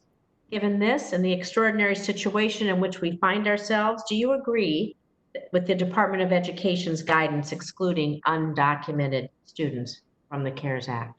No, I don't agree at all. I firmly believe that if the point is to protect students who are the future of our country, we should be protecting DACA students, veterans, international students who are here in this country and need the support. Thank you. I appreciate that. I'm going to ask all the panelists this next question, that the Department of Education, this guidance was given that excluded our student veterans. Veterans, they have served our country, protected our nation. Sometimes they're older students, they have families. Really important that they continue to get any support they need, along with those who don't fill out FAFSA applications for many reasons. Maybe they come from foster families, they're homeless youth, all kinds of reasons that those students aren't filling out, don't know how to do that. We want to know how your students are going to help, how you're going to help these students, and if you agree with that decision to exclude the student veterans. And let's begin with Governor Daniels, and we can go on to Dr. Hampton and then return to Dr. Paxson again. No, thank you, Senator. I agree. These don't seem like wise choices. I frankly did not know about the impact on veterans, so thank you for drawing our attention to that. Other than that, I can just say, and as we did in to a previous question, that we're doing all we can to move money that to scholarships and to financial assistance. And we do anticipate that whatever shape our applicants were in just 2 or 3 months ago is very different today, and we're going to need to do more. Senator, Layne College is a veterans-friendly institution. I am not aware of any negative impact that that this ruling had on the veterans at Layne College. However, for those several students that needed support who were not eligible for the CARES Act, we were able to fund those students through our Board of Trustees that made donations to support all of our students. Thank you. Appreciate that. Dr. Paxson? I would just reiterate what I said before. You know, I think all students are equally deserving. Students who deserve on economic grounds to be supported need to be supported. We have not yet received any CARES Act funding. We're awaiting some guidance from the Department of Education. But our intent would be to support students equally as well as we can. And I just have a few seconds left, but I just want to address the digital divide. I'm going to go really quickly. Of course, as we do distance learning, fact remains before coronavirus, far too many college graduate students, of course, they had lacked adequate broadband access. That happens in my rural communities up and down the state, in our underserved communities. So what can you do, or what are you planning to do to address this digital divide, particularly in broadband, as it might apply to your students? And I guess you can go, Dr. Paxson, I see you first, so we'll let you go first this time. So we have done a lot of work this spring, making sure all of our students have internet access from home or MiFi hotspots, and have done pretty well with that. Another thing we're focusing on is helping the city of Providence make sure that all of the high school students in the area have digital access, because that's been a huge problem for high school education. Fantastic, thank you. Go on to, let's see, whoever would like to go next. I guess Dr. Hampton? Layne College is sourcing and providing digital devices as well as hotspots for our students. And we're able to use the funds, the CARES funds to fund some of that. Perfect, and Governor Daniels? Yeah, very similar answer. We had problems. Fortunately, they were fairly limited, generally in rural spaces, as you had suggested, and we were able to come with individual assistance, as far as I know, in each case. Also, we are blessed as a land-grant school with an extension service, so we do have offices in even very small population counties, and I think that gave us a little advantage in helping those who were struggling. I appreciate that. I appreciate all you're doing. Thank you. Thank you, Senator Rosen. I want to thank Senator Murray and her staff, as well as our staff, for their cooperation and their technical expertise today in this hearing. I want to especially thank the 4 witnesses who all have demanding schedules, who've made time for us. This is a more value than you might think to us and to our staffs and to the American people as they listen to President Daniel, Dr. Paxson, Dr. Logan, Dr. Benjamin. There is no more sure sign that the American life is regaining its rhythm than when 75 million students head back to college and back to school, which is where we believe they will go. And our focus this month is to help make sure they go safely. Today, our discussion has been about colleges. Next week, we will be talking about kindergarten through the 12th grade, going back to school safely. We'll be having other hearings this month on telelearning, telemedicine, on looking ahead to the next pandemic as we continue our oversight responsibility. I'm going to include in the record a letter from the American Council on Education to which one of the senators referred earlier. That organization is an umbrella organization representing most of the 6,000 higher education institutions in the country. It asks Congress to consider a number of things, including properly constructed liability protection for students, for institutions as a result of COVID-19. I also heard that from virtually every one of the 90 Tennessee higher education institutions with whom I had a discussion by teleconference last week.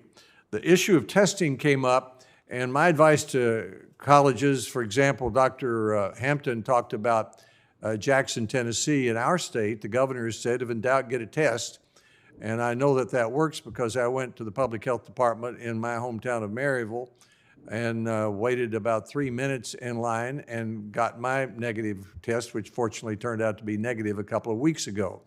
So for colleges and universities who don't have large hospitals or their own capacity to create tests, my advice would be to be a part of the state's plan, because according to law, every state submits to the federal government its testing needs for the next month. And then if its needs cannot be met by the state, the federal government will help with that. For example, with swabs or reagents. Admiral Giwa testified before our committee that we should have 10 million test capacity in the country this month, which would be about, if my math is right, the 500,000 tests a day that was mentioned by Dr. Benjamin. He also said that he anticipated that there would be 40 to 50 million tests available per month by September. In addition to that, Dr. Collins is heading up an effort at the National Institutes of Health which we call the Shark Tank, which to create a highly competitive environment to see if we can find 1, 2, 3, 4 new ways of creating accurate, rapid tests, which would be tens of millions of more tests, so that there would be an ample supply this fall for universities. So my advice would be, if there's a question for a college or institution about testing, become a part of your state's plan and let the state look ahead and help with that. This has been a very helpful